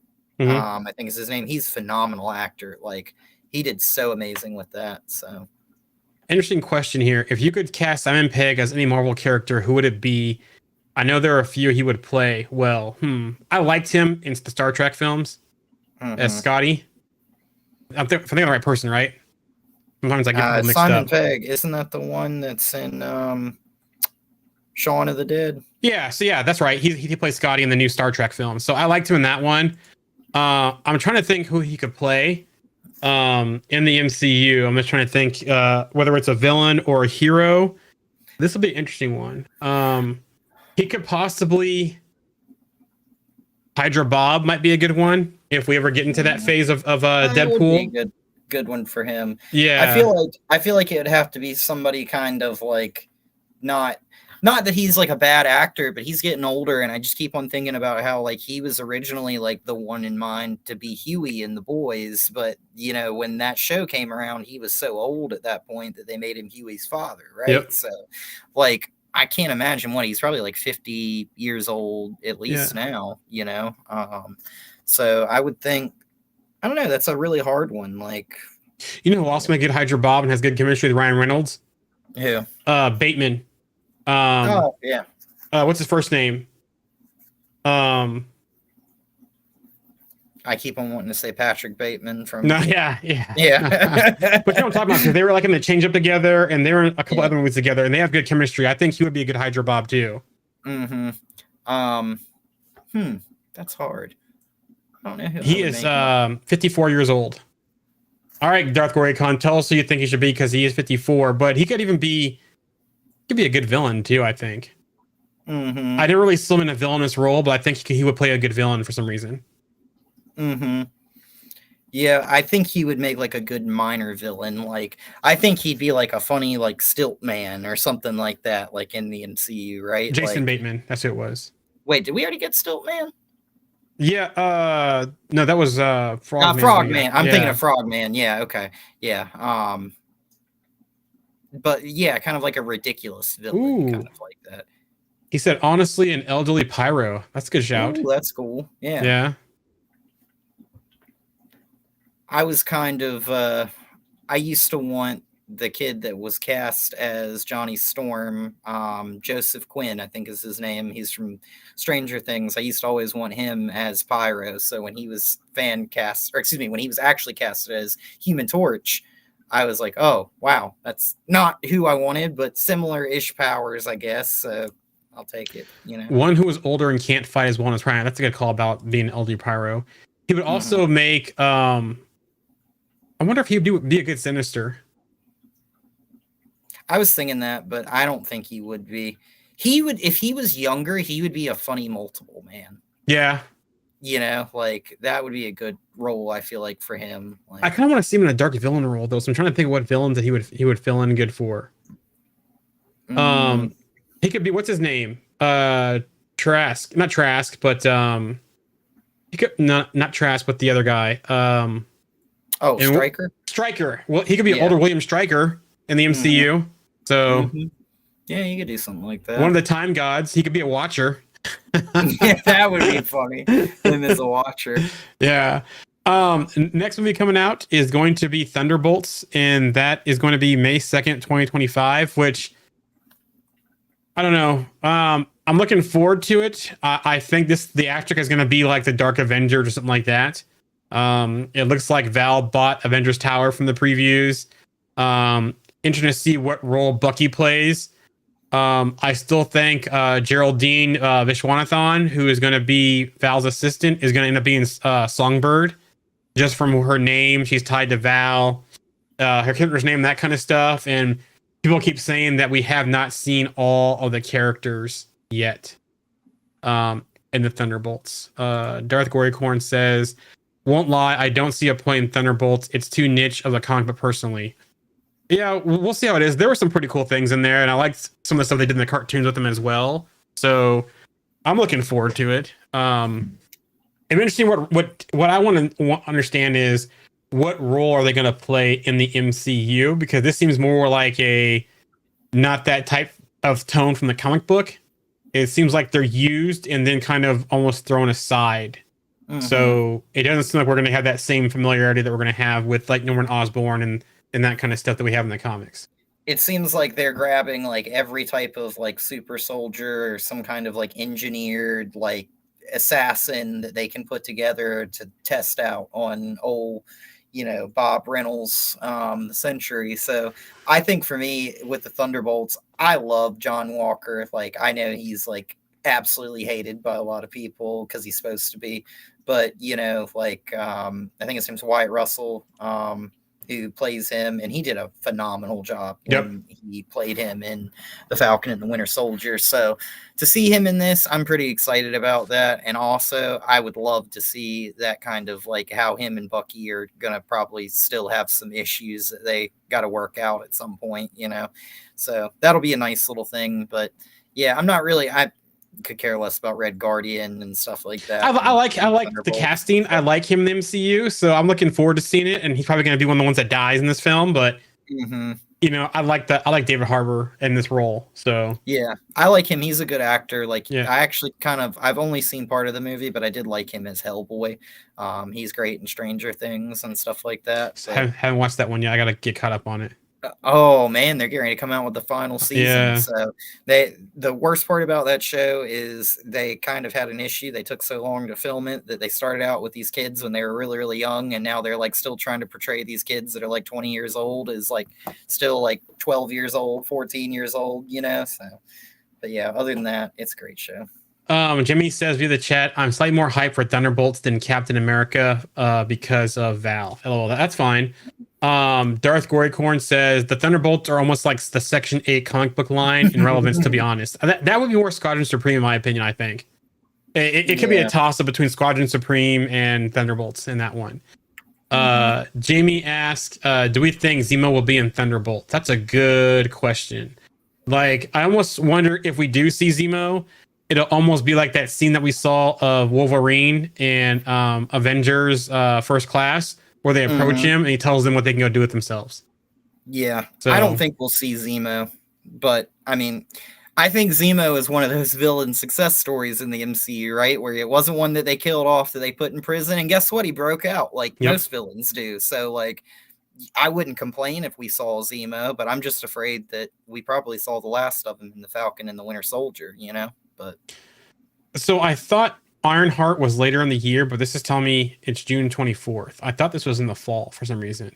Huh, interesting. But Ironheart, I'm looking forward to. You said June 24, you mean 2025? Yeah, June 24th, 2025. Okay. I'm looking forward to this one. I liked Riri in Wakanda Forever. We're going to see her build another suit. So she'll be on building her third suit at this point. We kind of get back into the core of Riri, where she's stealing stuff and gets in with the wrong people. I do wonder if we are going to see Pepper Potts in this film at all. Especially with her breaking into Stark Industries and that kind of stuff and had plans. So I wonder where she's going to be at the end of this. Yes, I know that they try to tie her to Wakanda, into Shuri and that kind of stuff, but I wonder where this leads and where she ends up. This was supposed to be tied to Armor Wars, but I have some weird news around Armor Wars. We're also going to see Stane's son. So was it Zeke Stane or what's his name? Oh, but Stane's son. What's his? Supposedly we're going to get the Hood. Supposedly we're getting Mephisto. So yeah, I think it'll be interesting if we see the Hood, right? Because then we'll kind of have that kind of technology versus magic kind of thing going on. So that'll be cool. I take it Darth Gorycorn's not a fan. Dear God, we need to terminate Ironheart. She's a stain on the Iron Man legacy and a thief. Doesn't deserve the title. So, furthermore, he hates the character, or Darth Corrigan hates the character with a burning passion. How she disrespects the Iron Man timeline. Okay, I mean, okay. I don't. I'll see. I'll don't judge things. I see the show. I liked her in this. I like some things they've done with her in the comics. So. Especially when it came to Civil War 2. Mm-hmm.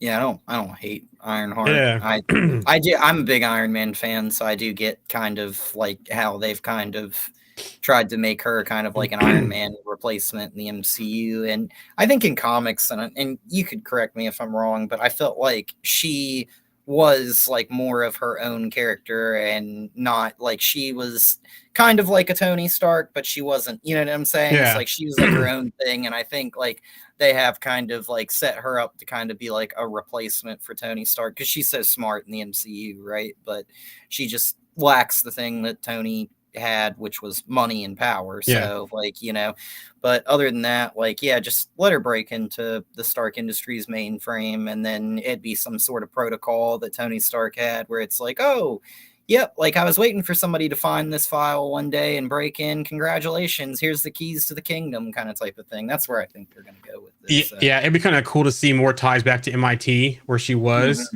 in the whole funding projects and that kind of stuff, more than what we saw than just Beck and Barf technology that we saw the flashback to. So it'd be kind of cool to see some of that.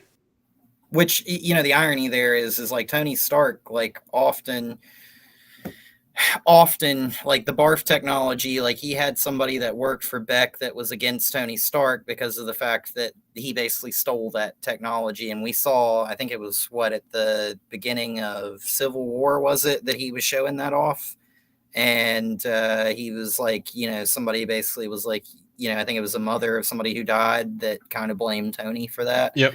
Approached him and everything. And so like they mentioned in that Spider-Man Far From Home movie that Tony Stark, you know, kind of wronged all these people and everything. And I don't know, I feel like that's kind of like the dark side of Tony Stark, you know, is like he's a genius, but he takes other people's tech and like makes it better and implements it and stuff like that. So that's what he's saying here. She never actually had to suffer for being a thief. That there was no punishment for her. But did Stark ever get punished though? You know, and right here where you say a hero should honor their character on some level, and she has none. It's like, not all these characters do have a complete honor in their character. If you look at some of them, they haven't done some terrible things, but they've done some things that kind of tarnish their honor, especially when they're younger. It's like, look at, like Alex has said with Tony and taking other people's tech, you know, that kind of thing, being an arms dealer where that was impacting people, you know, it's like until you got trapped in that cave, you know, he was, you know, on the wrong side of history.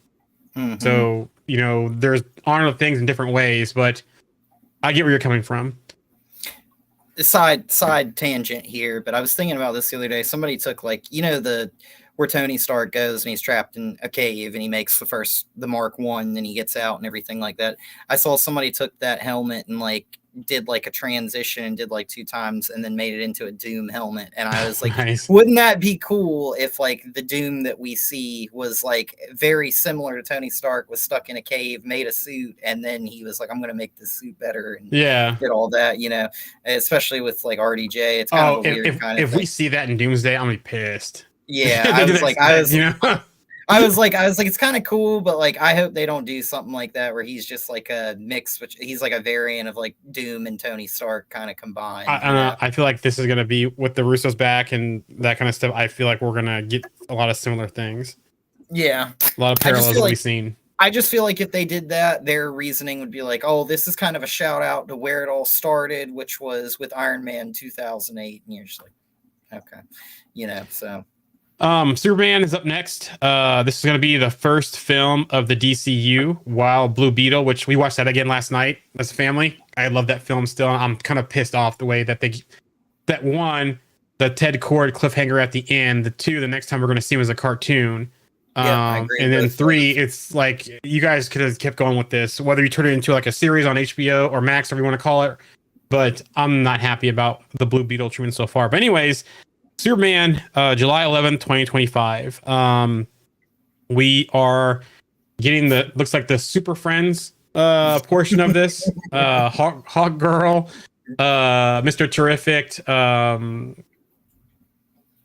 Gardner's Green Lantern, Metamorpho, I believe. Yeah. And they showed a more recent trailer with Lex Luthor and so forth. Not David Corden, what's his name? Nicholas Hoult, who's from the MCU. He's also from the Mad Max series. He's playing Lex Luthor. I'm gonna see how this film goes. I don't know. I don't know. I don't have that attachment to it. I think I'm still, you know, on Tyler H from Superman Lois. It's like it's me trying to get past. I'll go watch it. I'll take my son to go watch it, but I'm just like, okay. on it. I don't think I'm gonna go see this movie in theaters, but it's so funny to me because it's like, like my dad's like the biggest Superman fan in the world, right? Like he loves Superman. We were actually arguing this weekend when we were eating dinner together at one point about like Superman and the Flash and who's better and all that kind of stuff. But regardless, like my dad's kind of like a big, like my entire life I've always had Superman just like jammed in my face, right? But like for me, I'm not really, there's a lot of aspects of this film that like I'm excited about because like I want to know, number one, about Crypto. Did he come? Was he made in a lab and Superman finds him? And that's like, we have Ultraman. It looks like in this movie. Is that what's going to be like? Was Crypto the first dog that they did like a test on to create like, or did he come in the pod with Superman? And like maybe he found Crypto. He was made in a lab, or he came in the pod. He came in another pod later. There's been a few different ways that it's been done for that. But obviously, we see Stag Industries. I want to see if Metamorpho is made with Stag Industries. There's a connection there. I think that's most likely where they're going to go with that. But for me, the Lantern show is where I'm really looking forward to in the DC. And I'm a little bit worried because I'm worried that if this movie doesn't do well, we may not make it to the Lantern show with DC as a whole, like especially if this kind of just goes off of a cliff, But I do not care for Guy Gardner. Being Nathan Fillion as that casting, it is what it is. I'm not the biggest fan of Guy Gardner as it is, but whatever.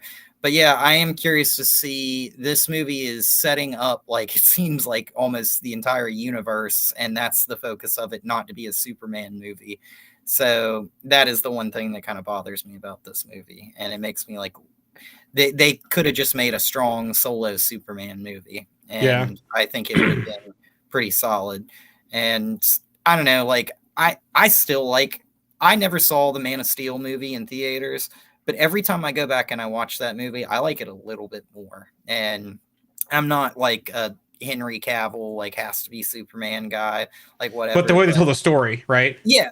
And like I like a lot of those scenes, like the scene where people are like, oh, that's not the real Superman because he destroys everything. And it's like, yeah, but it's like, in so many forms of media, I've seen Superman fight somebody and destroy half the city, so it's like, dude lives in a world of cardboard, right? So it's kind of hard for him to not get picked up and thrown through something and then just destroy everything. So you're a bull in a china shop, what are you gonna do? Yeah, and I love that scene in Man of Steel where like Zod is standing there and he's telling Superman, he's telling him, he's like, I'm basically going to take all of these humans from you, Cal. I'm going to let you watch this world burn and all this kind of stuff like that. And Superman just kind of rises up and he's like, you're a monster, Zod. I will stop you. Like, da-da-da. I love that kind of stuff. Yep. Like in that movie, I thought it was really, really good. And that fight scene where they're fighting with like, he's like fighting the big dude and the other Kryptonian that's like the right hand to Zod, the lady. A good death is its own reward. Yeah, like, and they have that scene where the helicopter comes down and they're like, who do we shoot? And the guy's like, shoot all three, like da-da-da-da. Like, I love that scene. I love that fight when Superman gets punched into the vault and the bank. That's all such cool stuff. But I just don't know if we're going to have a lot of the same kind of like great scenes in this movie, because it feels like it's not so much a Superman movie as it is like we need to introduce 40 people in this movie, and it's like, my lord. So but it does feel like we're coming into a world that's already have superheroes though, so I guess they're that's a good thing, I guess. And it's going to be that world where it's like Superman is like the new kid on the block. Like, I think he's going to have been out there making his name well known for probably like the last year or so. And it's going to be like all these people are going to be coming out of the woodwork wanting to know who he is and why he's so powerful. And is he a friend or a foe? Yeah. And what are his limits? Like, can we push him to his limits? Is there a limit to his power? And, like, we haven't said this yet, but the engineer from the Authority is going to be in this too. And it seems like, in my opinion, she's probably there to kind of like gauge what Superman is, how powerful he is, and what they can do to, stop him or do whatever. And I feel like that's probably some tie to Lex Luthor. But back to Man of Steel and the whole DCEU, I did like Amy Adams as Lois Lane. Really? Yeah. I didn't hate her. I just, kind of like one of those, like, didn't really make a difference to me, I think, in that movie. I didn't think she was bad. I didn't really think she was great either, but, I thought she brought like a difference to it because like you really didn't have that kind of Lois Lane since you've had the original Superman, right? Back in the 80s and stuff. Whereas when you had Superman Returns, I didn't like that Lois Lane, you know. And then I wasn't the biggest fan of Lois in Superman and Lois either. I liked that one though. Oh, you did?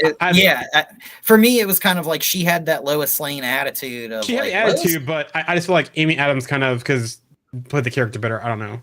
Lois Lane can be such like a handful, you know what I'm saying? So like I thought that the one from Superman and Lois really kind of got that, like she could be like a real pain in somebody's butt. Yeah, well, that's how Amy Adams was too. So yeah, that's true. I suppose. So yeah. Darth Gorycorn asks, what about a movie where Booster Gold's grandkids finds Booster Gold's gear and becomes a hero and gets trained by the original? That'd be kind of cool, but you also need to team up Booster Gold and Blue Beetle, in my opinion.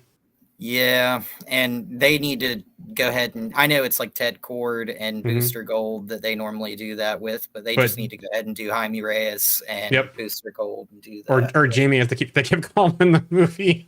yeah. Like, yes, it's Jamie. yeah.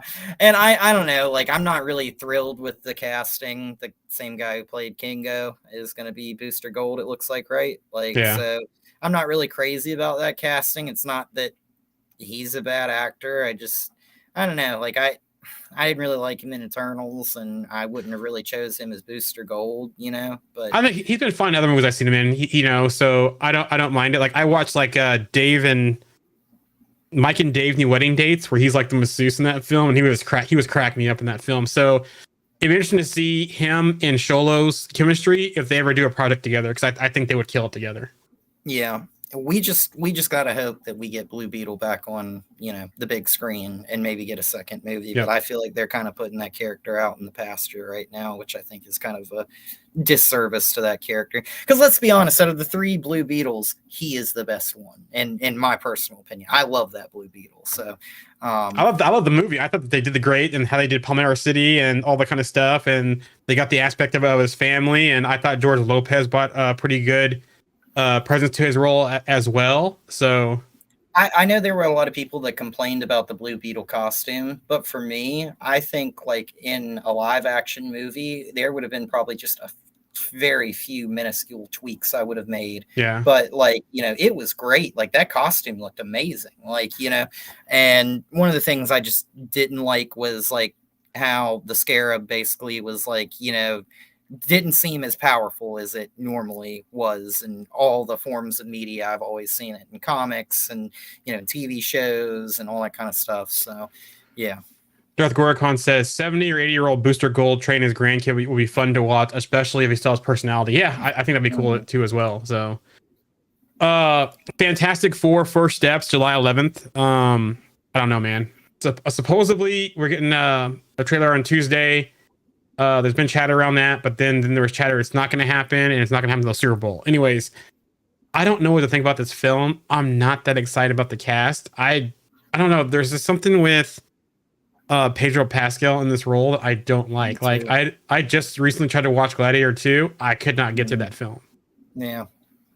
I almost saw that in theaters, and I ended up opting to just not go that night. But I don't know. Like I kind of am in agreement with you. Like, although I do like, Johnny and Sue Storm. I like both. I like that actor, Joseph Quinn, that's going to play Johnny Storm. And I think, what's her name? Vanessa Kirby, who's playing Sue Storm. Yeah. I think she looks great for the role and everything. I think she's spot on. I don't really care too much about like the Thing casting, because obviously that's going to be more of a voice. I feel like, I liked him though. If you've watched The Bear, he's really good in The Bear, that actor. I think he was Evan Moss Baccarat. Wasn't he in the Punisher show too? Is kind of like his tech guy. Yeah, I think he was too as well in the first season. But yeah, I mean, like I don't hate him by any means, but I agree with you. Pedro Pascal is such an odd choice for Reed Richards. I liked him as Maxwell Lord. I thought he did get good in that film in '84, Wonder Woman. But I don't know. Every time I don't know.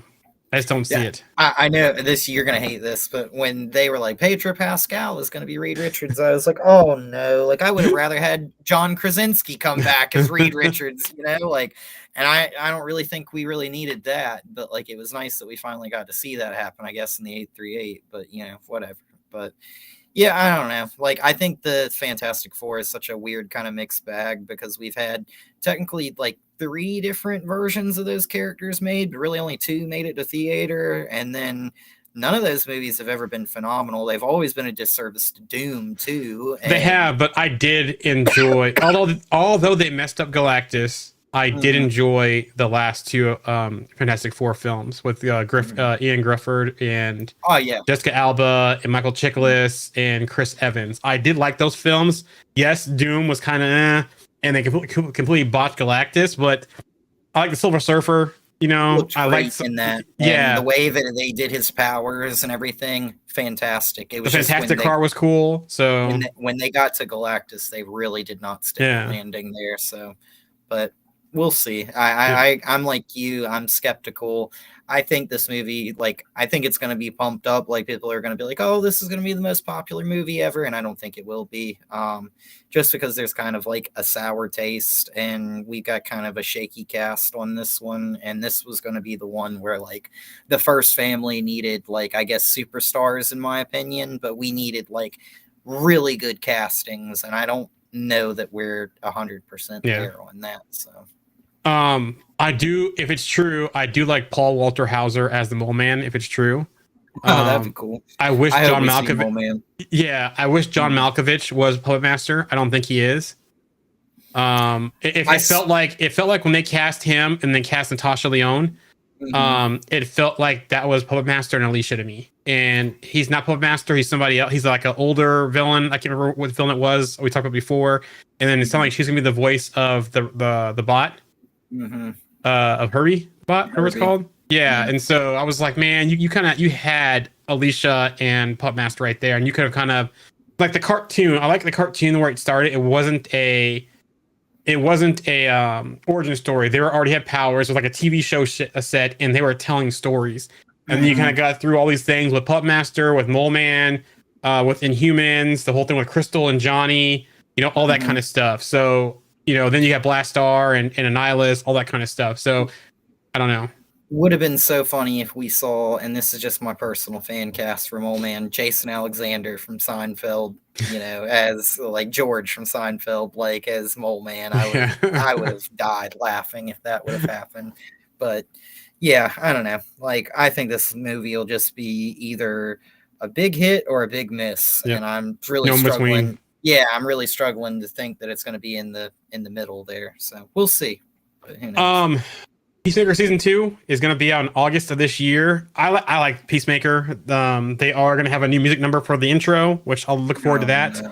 No. Looks like they are going to scrap everything they had with the Justice League folks showing up at the end of season 2. So, like you said before, this could be some kind of fever dream of Peacemakers while he was in the hospital, recovering. It looks like Rick Flag Sr. is going to be in conflict here with Peacemaker for killing his son. Which, I had that theory a while back that it would end up with Rick Flag Sr. coming after him and him being on the run for this, because and that honestly makes the most sense that they probably do. All this happened in his mind, Peacemaker season 1 all happened in his mind, and he wakes up and he just healed, and it just kind of makes the whole entire first season null and void, right? And they could totally do that. But this is the weirdest thing I think that's really been done in universes and TV shows or movies to me, right? This is one of my biggest frustrations with James Gunn, kind of leading DC, is it's I get it that you want to pick and keep things and stuff like that, but you're basically keeping all of your stuff and then basically being well, hey, all the stuff that doesn't make sense, just ignore that. And we're going to ignore that, but we're going to keep it going what I made. And it's just I don't know. It just seems kind of crappy. I hope we get Vigilante back too. I liked him. I liked him. He was, I liked his costume. I have a Superman comic that that he was in that I remember I read when I was a kid, and like his costume, from what I remember, looks exactly the same as it did in that show.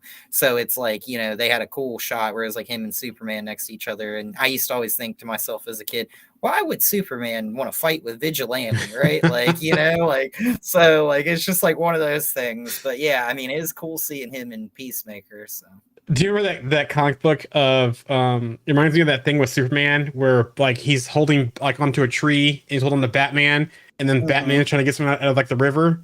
I'm just yes, like, I know what you're talking about. that, you mentioning that reminds me of that panel of them. It's like, why didn't Superman just fly over there and grab him out of the water? You know?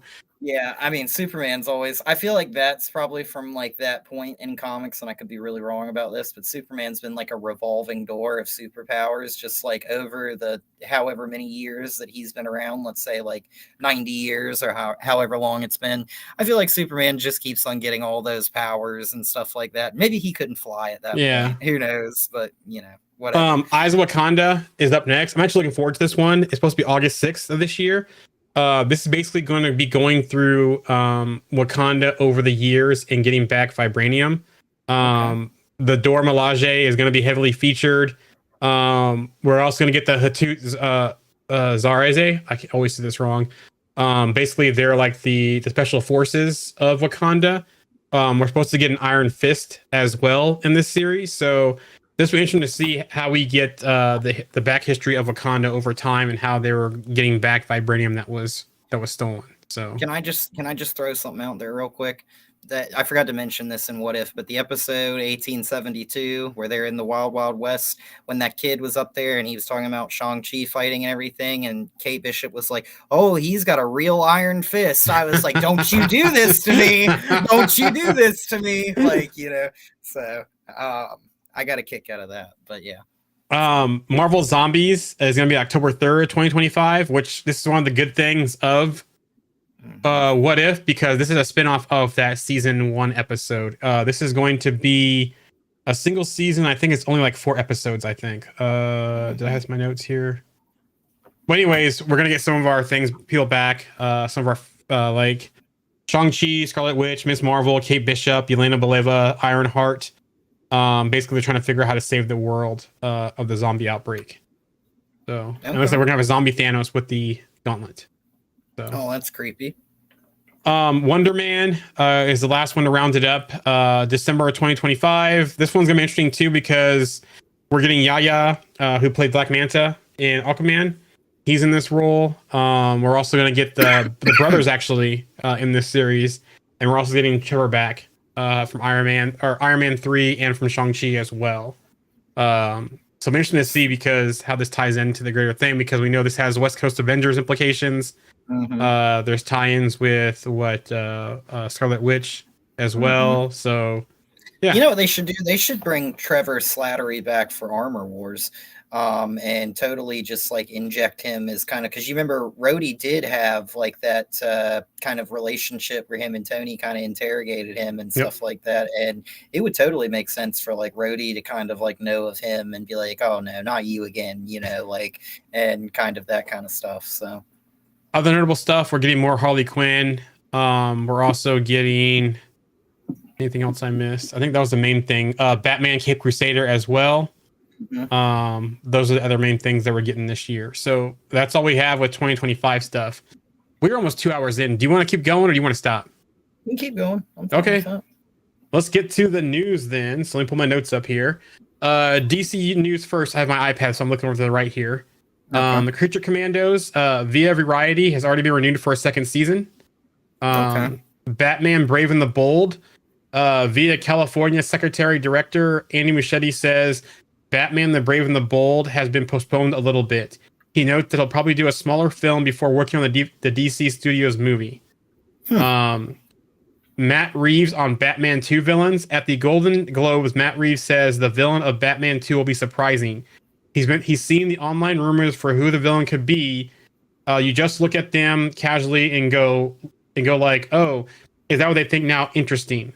So that sounds promising there. The Batman sequel via THR. the Batman has had its release date changed for a second time. It was confirmed by Reeves to be sharing production or starting production in 2025, but now it's on track for an October 1st, 2027 release. Okay. Ooh. Supergirl via THR. David Krumholtz and Emily Beecham have joined the production as the parents of Kara Zor-El. So David Cummings, he confirmed it as well that he'll play Zor-El. Via Deadline, Jason Momoa will play Lobo in Supergirl Woman of Tomorrow. Via THR, Supergirl will appear in Superman. So there's another person that's going to show up in there. Yeah, I bet she'll appear at the end of that movie. Yeah, I'm probably be surprised. Post-credit scene even, maybe. Yeah, it'll be one of those things like after he's like dealing with the Ultraman stuff and crypto and all that kind of stuff, he finds his cousin like in a pod or something. Who knows? So. Swamp Thing via MovieWeb. James Mangold is determined to make his Swamp Thing movie a standalone gothic horror. While I'm sure DC views Swamp Thing as a franchise, I'll be viewing it as a very simple, clean gothic horror movie. Mm-hmm. There you go. Green Lantern via Deadline. Ulrich Thompson has been cast as Sinestro for the series. And then DCU filming updates via Charles Murphy. Supergirl is happening now in the UK.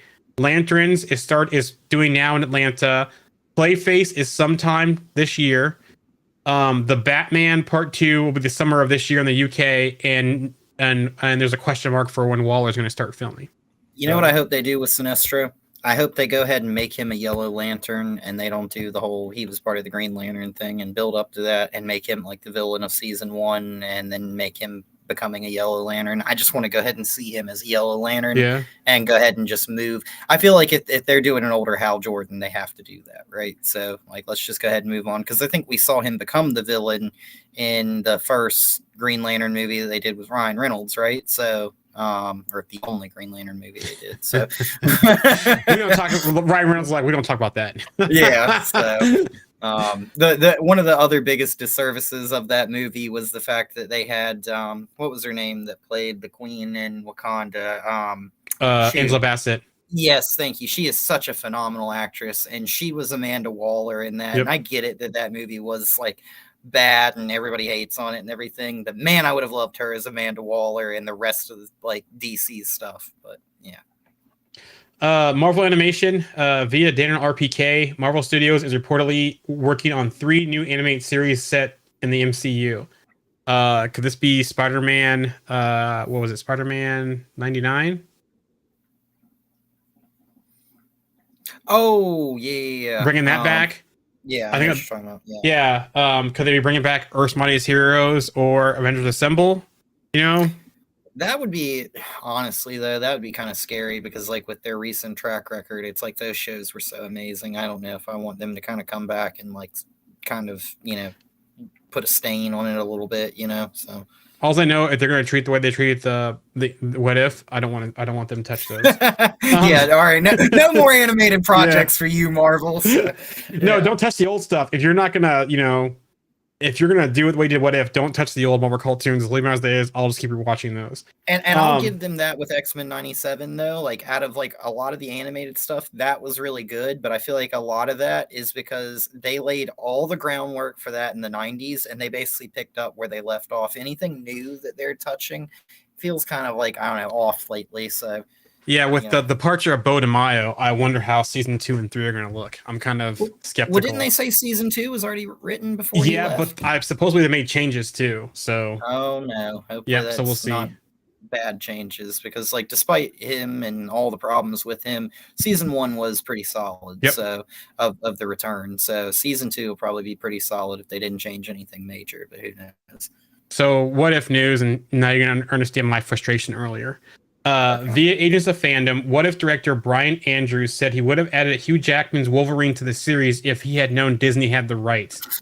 However, by the time he found out, the new season was already too far into development. So basically, other than Storm, he didn't know what rights they had for Mutants and X-Men, which is pretty sad to hear.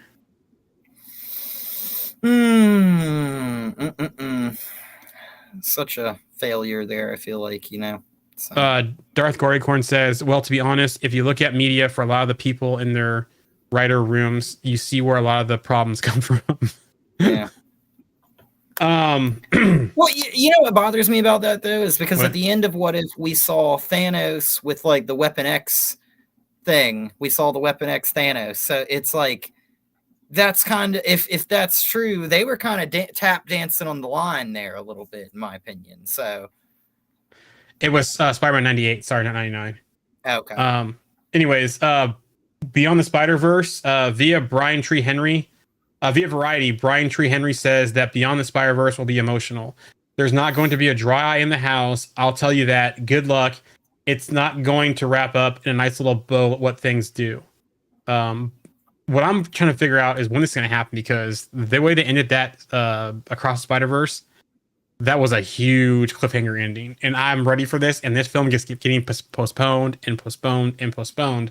Which, Sony, you keep giving us crap. Give us, Beyond the Spider-Verse. the one thing that we want from them, and Yeah. they won't give it to us. You know, Exactly. Like they're like, oh, you know what? You don't want that movie right now. You need Madam Web. You need, and I mean, the Venom movie wasn't really bad that came out recently. I was entertained. I enjoyed that. I haven't watched Craven yet, by the way. I so haven't didn't either. ask. Okay. Yeah. I was watching part of it, like him chasing a car the other day on TV or on something. I can't remember what it was on social media, but I was just like, huh, like Aaron Taylor Johnson, I think is that dude's name. Yep. He doesn't look bad as the character. It just seems like that Sony. movie was kind of a crapshoot. So, We'll wait until I talk about the Sony Universe film stuff here coming up in a minute. Before that, Okay. though, so we talked about this before. So Vinny D and Kelly Cox are confirmed to voice their characters in Spider-Man or in Friendly Neighborhood Spider-Man. Mhm. Also, WWE superstar Big E Ettore Ewan has officially joined the cast as well. Now, here comes up Sony's unmade Spider-Man universe films. This is via Charles Murphy. Oh, the man. Sinister Six, which was Garfield connected, which that film was basically, if we got an Amazing Spider-Man 3, they were already setting that up, and that was going to be some of the basis for it.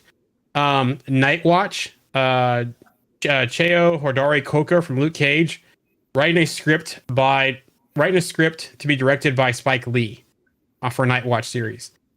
Silver and Black, closest thing to being made, Felicia Hardy and Sylvia Sabanova. A Jackpot series featuring Mary Jane Watson. A Silk series, which was supposed to be on Amazon, but we know got canceled. As of mid-2024, Amazon is reportedly looking to sell the series to another streaming service. Spider-Woman, directed by Olivia Wilde. According to comments by Wilde, Kevin Feige and Marvel Studios may have been closely working with Sony on Spider-Woman, despite being hands-off on the studio's other Spidey-adjacent fare. According to the agreement, Marvel Studios can use Jessica Drew freely with one caveat. Without the approval of Sony, they cannot refer to her as Spider-Woman. Hypno Hustler, developed and starring Donald Glover. Rumors at the time suggest that Sony preferred to see Glover ultimately suit up again as Aaron Davis the Prowler, who he first portrayed in Spider-Man Homecoming. And then we all know El Muerto.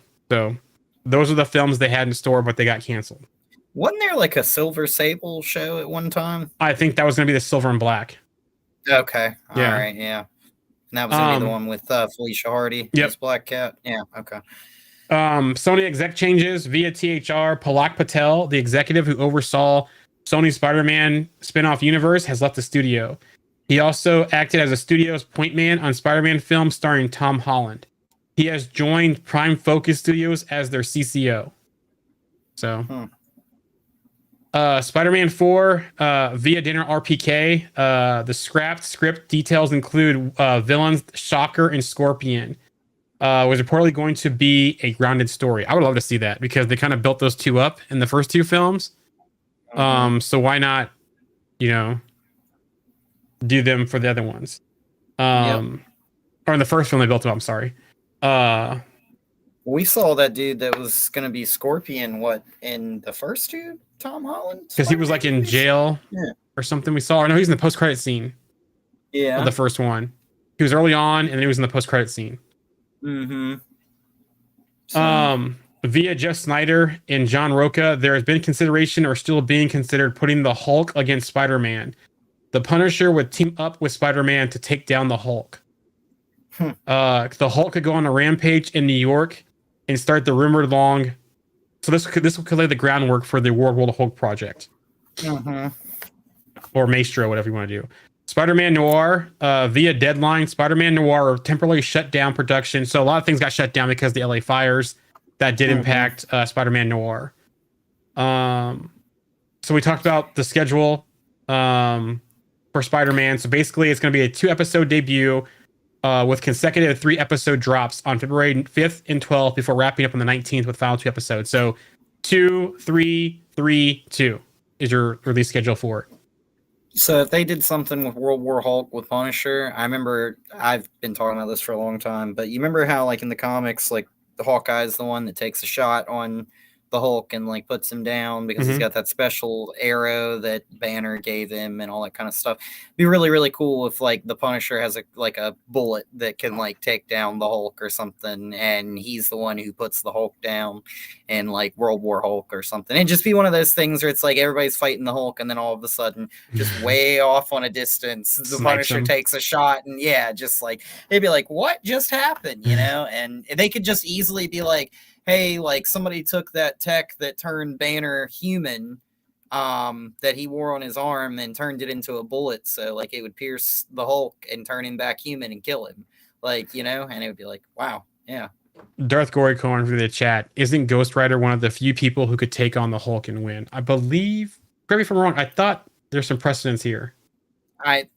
Yeah, I mean, I think this is just one of those big things, right? Where it just depends on like the story that's being written. But I think a Ghost Rider could easily take on the Hulk, right? Like, that's just me. I'm a huge Ghost Rider fan, so of course I feel like I'm gonna say that, right? So I don't want to like say yes and it not be true. But I mean, Ghost Rider's like powers are pretty deep, right? Like he's incredibly strong, so.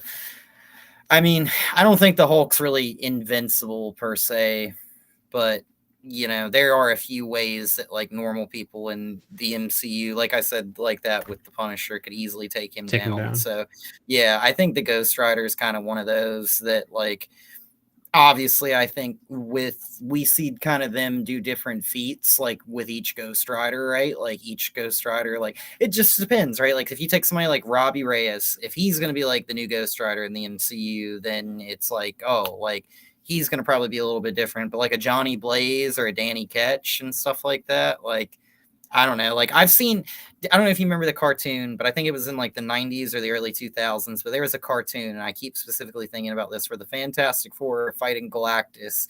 And I think it's Danny Ketch's Ghost Rider shows up, and they're like, "Who is that?"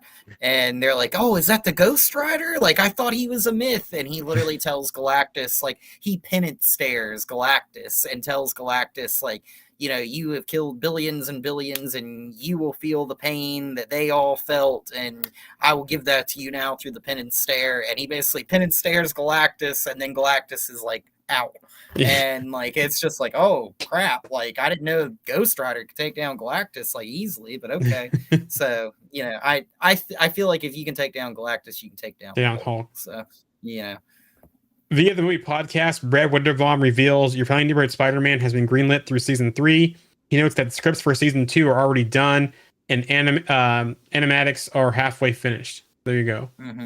The Young Avengers project is going to be Marvel Champions now. Via Dinner RPK, Marvel Studios plan to begin production on Champions in 2026 with an eye on post-Secret Wars release. And it's going to be a series, not a movie. The key cast members are going to be Kamala Khan, Kate Bishop, Billy Kaplan, Riri Williams, Cassie Lang, and America Chavez. Sounds like a Young Avengers.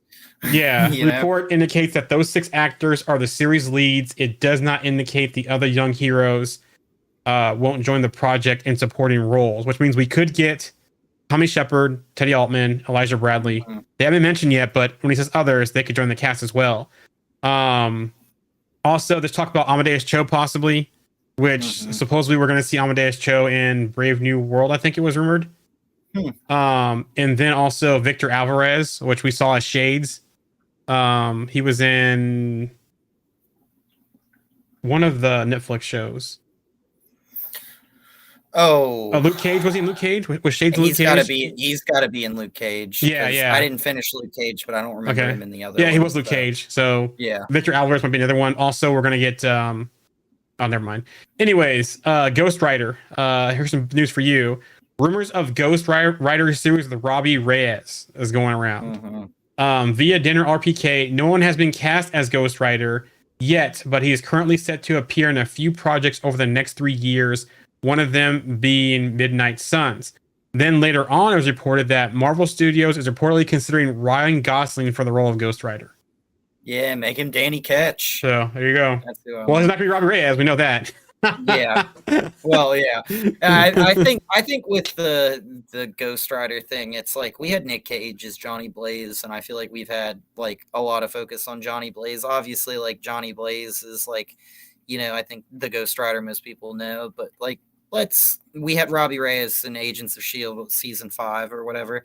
I think it's time that we have some Danny Ketch, Yeah. and we just move on. Like we can come back to Johnny Blaze. There can be other Ghost Riders, right? Like we don't have to just like there can only be one because there's been more than one together at multiple times. So. And what's funny with this rumor of a Robbie Reyes series? So Brad Winderbaum has said a couple times now that he doesn't know how to bring Agents of Shield into the MCU.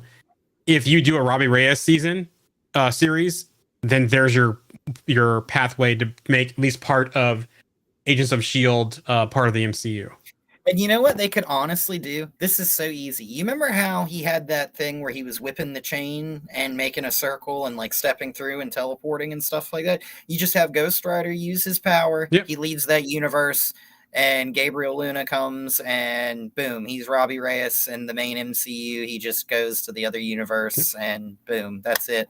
We don't even need Agents of Shield to be connected in the main universe. Like we could just literally use the same actor and just get a door in, and that's it. Like all I know is he Go did great. ahead. I was gonna say he did great as Ghost Rider. I just thought the CGI was a little wonky at times. It could be better, but yeah.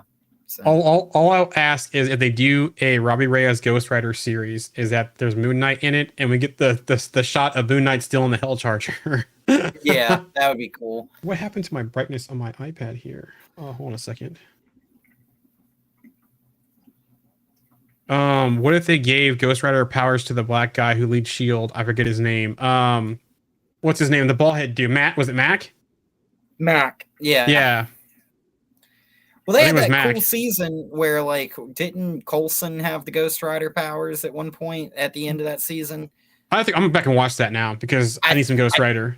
I think they were fighting somebody and he had passed the rider over to Coulson or something like that, and they didn't expect Coulson to have the rider or whatever, and then he like all of a sudden starts to turn. So I don't know. I might have that wrong, but I'm gonna watch that now. That season. That scene where the car gets shot with the RPG and it flips and lands and it's just on fire and it just comes and rams them. Oh, that's such a good scene. I love that scene. So Punisher news via Dinner RPK, a new Punisher series is reportedly in development. Black Panther via Jeff Snyder's Marvel Studios is rumored to be looking for an actor to play T'Challa in Doomsday, Secret Wars, and Black Panther 3. Other reports say it's an older version of his son and not a recast. So this sounds like they're, they did set a precedent of being able to push time through a person with in Endgame with Scott Lang when they pushed time through him. So what if they did push time through Toussaint, little T, to make him older? Now, if they do this, I want Aldous Hodge or Damson Idris as it. A couple other ones I've seen out there. So the list I've seen people mention is Damson Idris. If you don't know who he is, he was the main character of Snowfall. Aldous Hodge, which he played Hawkman, Voodoo Tatum. Giovanna Depo, John David Washington, William Jackson Harper. But what'd be interesting? What if they brought back Michael B. Jordan? That would be cool. And just be like, hey, he wasn't, come on, who? No, I'm just kidding. I feel like, he kind of did dirty by that Fantastic Four movie he was in. So when he kind of made it into the MCU and he was Killmonger, like that was so awesome. And it was nice to see him come back in Wakanda Forever, like on the spirit plane.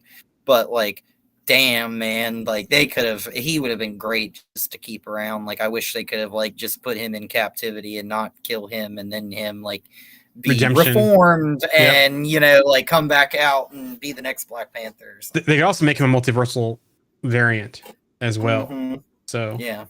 Via My Time to Shine Hello, Denzel Washington will be trained the disruptive and devious Ashibi. I can't remember to pronounce his name right, but he's the like the priest type voodoo type guy from Black Panther, which I think this will be interesting too because he leads like an uprising in the comics against Wakanda. So I wonder if part of this film will because with Val wanting vibranium and that kind of stuff, if Shuri is away on other interests for Wakanda, and this is where like he comes in and kind of takes over. Maybe they bring back Toussaint and help, and he gets the mantle then maybe, or their share mantle. I don't know, or something happens to Shuri. My other thought would be is like we already know that Namor is an ally of Wakanda now. It's like they're is he going to pop up too, or there's some kind of uprising in Wakanda as well in Black Panther 3, so something to keep an eye on. But I think Denzel will play good in that role because he plays a good villain. So Yeah, definitely.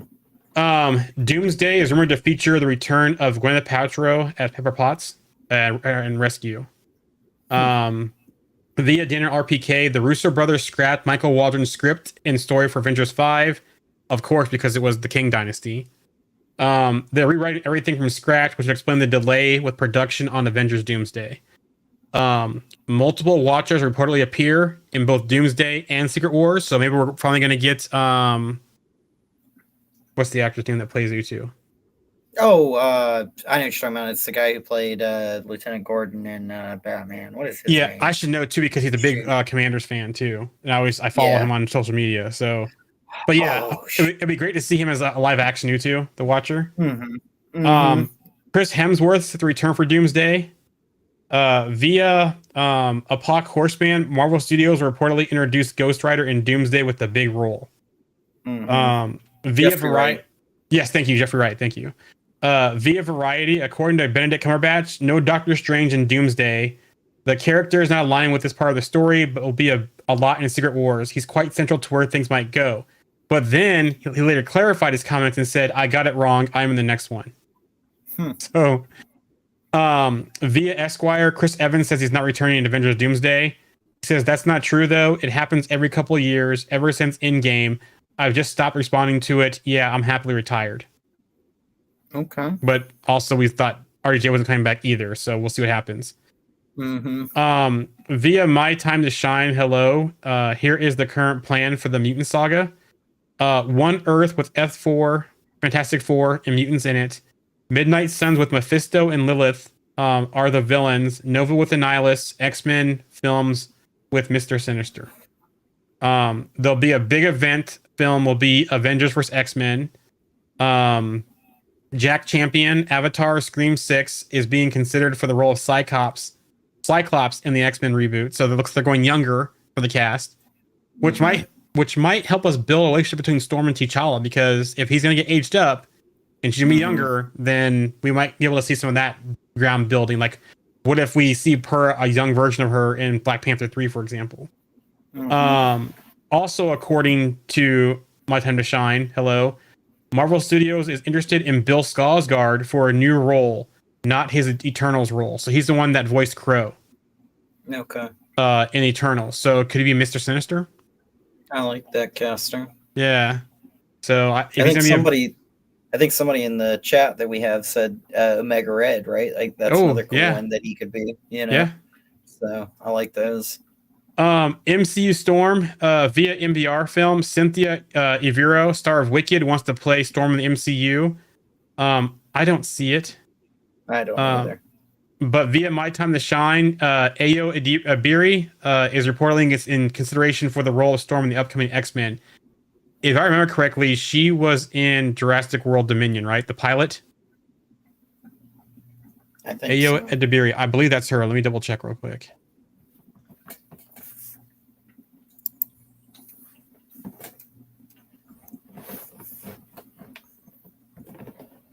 No, Ayo Edebiri, she is the young sous chef in The Bear.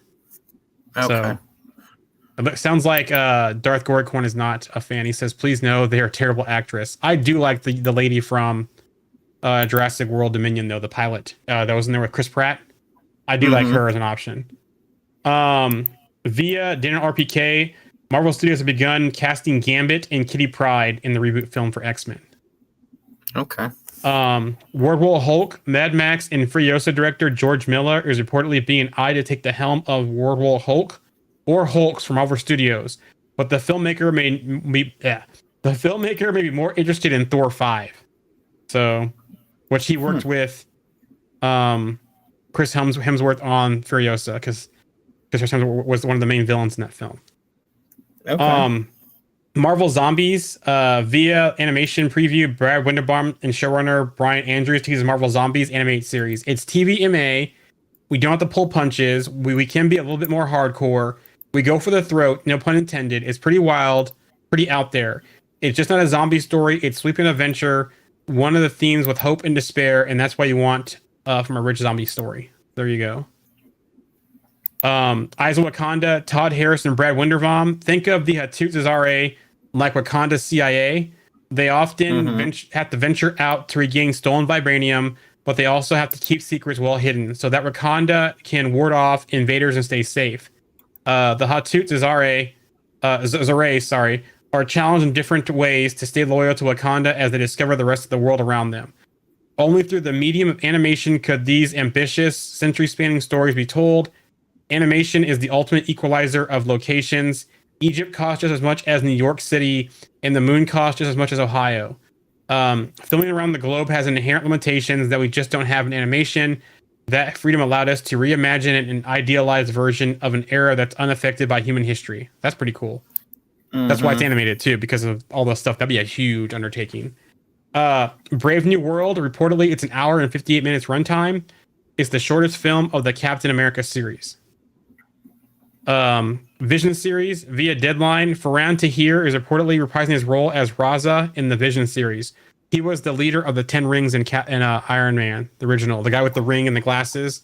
So he didn't die, obviously, at the end, unless they're doing flashbacks. He did not die with Obadiah Stane using that paralyzing thing on him. Okay. So, via THR, the budget has a production budget of 180 million. Wait, hold on. This is the wrong one. I'm gonna put this in here. Oh, sorry. Brave New World, the budget has 180 million. The film is currently projected to open around 95 million domestic opening weekend. Sorry, I had my notes mixed up there. So that's back to Brave New World. Okay. Strange Academy, via Dinner RPK. The Strange Academy, the upcoming Strange Academy series has reportedly been officially greenlit at Marvel Studios. Shang-Chi 2 director and Doctor Strange are beginning to film in 2026. Oh, sorry. I mixed that up. Let me back off this. I had my notes are mixed up here. So forget what I just said about Shang-Chi and Doctor Strange 3. The first thing is back to Strange Academy. Wong, the MCU's current Sorcerer Supreme, will serve as the star of Strange Academy. Additionally, Benedict Cumberbatch will reportedly have a small role in this series if he appears at all. Now then going back, Shang-Chi 2 and Doctor Strange 3 are to begin filming in 2026. Nova, via My Time to Shine. Here are the Nova details. All reached out to writers and asked them to pitch for a Nova TV show with Annihilus as the main villain in mind. They also requested the story to feel young and sexy, capturing the energy of 80s military movies. One pitch was essentially Starship Troopers, with Richard Rider and Casper's Ark as sort of a cocky jerk who falls in love with Namorita, joins the Nova Corps, and gets assigned to a backwater outer rim-like planet that becomes the first phase of Annihilus Wave. In the pitch, they treated Annihilus Wave like the bugs in Starship Troopers, really leaning into the theme of how the Nova Corps uses propaganda to police the galaxy and recruit members. That sounds interesting. I actually enjoy Starship Troopers, and if they're going with that phase for Nova, I like it, but I want to still see the destruction of Xandar and how he gets the Nova powers. Yeah, that would be cool. Yeah. Moon Girl and Double Dinosaur. The season 2B premieres on Thursday, February 6th at 8 p.m. Eastern on Disney Channel. The final 10 episodes will stream the next day on Disney Plus. Armor Wars, via Dinner RPK. So this is kind of conflicting news here. RPK says the film is on hold. It will likely release after Secret Wars. The story will be different, entirely different from the original pitch.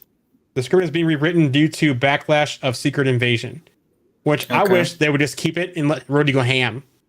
Yeah. On But then My Time to Shine says reportedly it's not happening now. So who knows what's happening with Armor Wars? It's either being rewritten or it's not happening, basically. What a mess that is. That's a shame too. Yeah. You're saying something?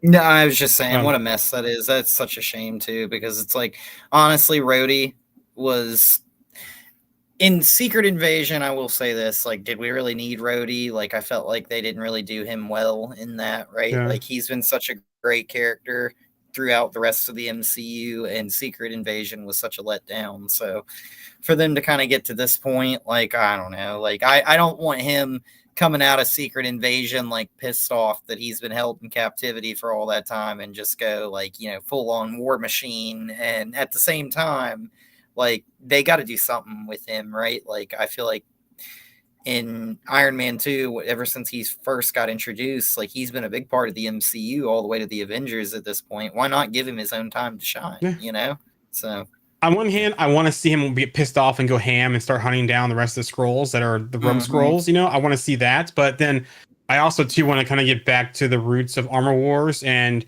some of the stuff that we saw with the Power Broker that was part of Falcon and Winter Soldier. And then, technology getting out there, bringing back Justin Hammer, that kind of stuff. So I wonder if they could do like a balance of that. So who knows? Born Again via RPK. Born Again Season 2 is reportedly set to feature surprise cameos.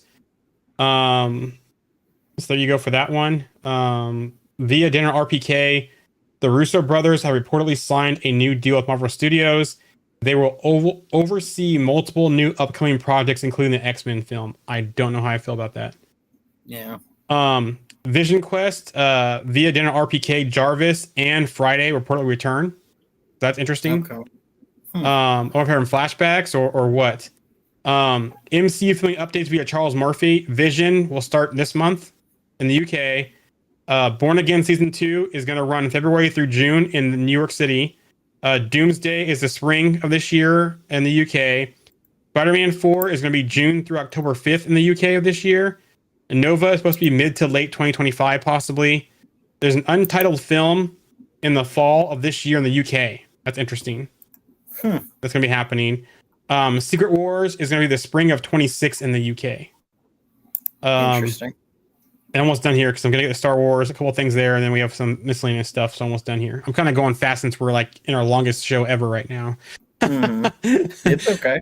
Ashoka Season 2, according to Christian Harloff, not only is Hayden Christensen on board to return in Season 2, this time in a pretty big role, he'll be joined by not only Ariana Greenblatt, but also Ewan McGregor, who will reprise the role of Obi-Wan Kenobi. Reportedly, this will be a Clone Wars flashback. So, Mando and Grogu, Kyuzo, the bounty hunter, Imbo will reportedly have a major role as one of the main villains of the film. And according to Jeff Snyder, Sigourney Weaver is set to portray a new character, New Republic Corner Bishop in the Mandalorian Grogu. Also, too, it was said that Jeremy Allen White from The Bear is going to be playing one of the Hutts in this film. Okay. Also, Sean Levy's Star Wars film. Ryan Gosling is in talks to star in Sean Levy's film. The film was reportedly unconnected to the Skywalker saga and is meant to be a standalone story. Okay. Labyrinth. So we're gonna get a Labyrinth remake. Either not a remake, I have to say. We're gonna get another Labyrinth movie.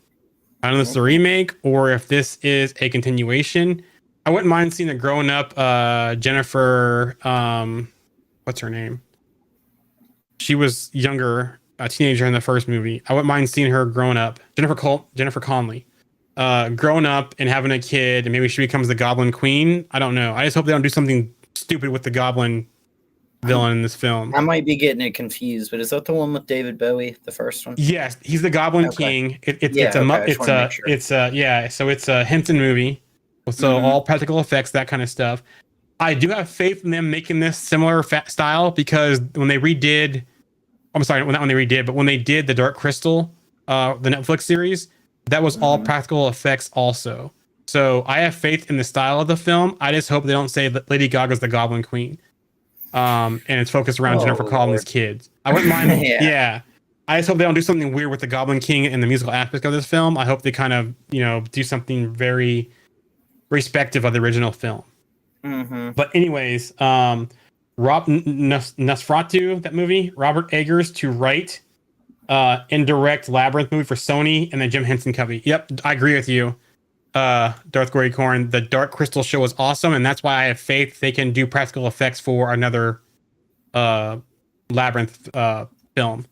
Via comicbook.com earlier this year, the Jim Henson Company chairman and son of the late Labyrinth director Jim Henson, Brian Henson, addressed the company's plans to make a new Labyrinth sequel. So people that say it's not happening, it's happening. While he couldn't share any specific details, such as who might be involved or what the story would be, Henson noted, "This is a project that we are very, very excited about." So the family wants to do this, and people keep saying no, they're not going to do it. But you have the son who controls everything is saying it's happening. Power Rangers, via Dinner RPK, a new Power Rangers film is reportedly in development. I actually liked the film they did with Bryan Cranston as what's his name? Lord, whatever. The guy that runs the Power Rangers. Yeah. I actually liked that and the way they did it. So I'm kind of interested to see if it's going to be a sequel or if it's a new, like a reboot or like an actual new one. So it's tragic too, because some of those Power Rangers from the kids that played those roles as actors, there was just some tragedy there too. So, The Boys, via THR, Jack Quaid says The Boys season 5 is going to be crazy. It's going to be very messy. I don't know. I just keep thinking a lot of us are probably going to die. It's just going to be insane, and I'm excited to see what that entails. So they're going to film this year. I know that the other spinoff, Gen V. Yeah, Gen V is supposed to premiere this year. So all I was thinking about when you were reading that is Mark Ruffalo being like, "Wait till you see this next one, everybody dies," and that's kind of like what that kind of sounded like. So, there's an It series happening. So Andy Machete says, "Welcome to Derry" is planned for 3 seasons. Season 1 is 1962, season 2 is 1935, and season 3 is 1908. So there you go. The Running Man. So if you remember the Arnold Schwarzenegger film, there's actually a book too by Stephen King, I believe, is the original writer, is the writer of the book, where the Arnold Schwarzenegger movie takes elements of the Running Man, but it's not true to the story. But via Deadline, Coleman Domingo has been cast as the game show host in Edgar Wright's Running Man remake alongside Glenn Powell. So it sounds like Coleman Domingo could be Killian, or he could be another game show host. But Glenn Powell is going to be Ben Richards, it sounds like. But it sounds like it's going to be more true to the book than they actually saw with Arnold Schwarzenegger. Darth Gory, I'm not sure what you're talking about here. I wish they could have gone farther with the story. Is this the Derry story, the It series, or what story are you talking about? Or The Boys? I'm thinking you're thinking about The Boys, and I wish we could have gotten more of The Boys. I do hope we get the Eternity Gauntlet and the Thor character in this season. I hope they got to go all. Oh, okay, he's in the Dark Crystal. Yep, I wish they would have as well, but I think it was too expensive to make with the way they were doing it. But I hope we get some outrageous stuff too from the Boys cast this season. That don't hold back. They need Jared Padalecki. That'd be a great role for him. What you're talking about is that Thor-like character. I don't remember his name. Fallout season 2 has been halted due to the LA fires. So I don't know when these projects are going to happen, but the show was already on hiatus, but was supposed to resume production soon. A large part of Fallout's first season was filmed in New York, but most of the production moved to Los Angeles for season 2. So with everything happening with the wildfires, you might see a lot of things get delayed or moved. And last but not least, Invincible, Aaron Paul will voice Powerplex in season 3. Okay. So Aaron Paul from Breaking Bad, Need for Speed. I'm trying to think what else he's been in. I actually just watched the most recent season of Black Mirror, and he was in an episode of that too. I got a cop on Black Mirror. Yeah. But that is it for the news. And this is our first, I think this is our first 2.5 hour show. I was hoping we weren't going to go to 3 hours today. That's why I kind of like went fast to the news, because I didn't want to go that long. But we were supposed to have Andy back today. We're not able to because he was under the weather today. So hopefully next show I'll have him back. Right now we're gonna probably have Andy back next. I know we talked about doing next weekend. I believe it was going to be the Brave New World preview show. Mm-hmm. So hopefully we're doing that next weekend. We're going to have Andy back. We're going to do Spider-Man freshman year when it's done. Anything else you guys want to talk about or see, let us know. Make sure you follow us on cross socials. We're Comics Evolved everywhere, except for Instagram, Threads, and TikTok. We're Comic Evolved. If you want to stream back to the Facebook page again, which we can't now because we don't have 100 followers yet, please follow us on our Facebook page, Comics Evolved. Join the groups. We have Comics Evolved, Marvel, Star Wars, and DC. So make sure you join those as well. On Facebook. On Facebook, thank you. Before we close out, any other things you want to say tonight, Alex? No, I think we pretty much hit everything. It's been a big episode, and I feel like we talked about pretty much everything. So, yep. And Happy New Year, everybody. This is the start of season 4, I believe, of Comics Evolved Live. Something like that. Yeah. I think that sounds right. So this is the first episode of season 4. So Happy New Year and welcome. We took January off, but we are back strong in February. So we'll talk to you next time. See you guys.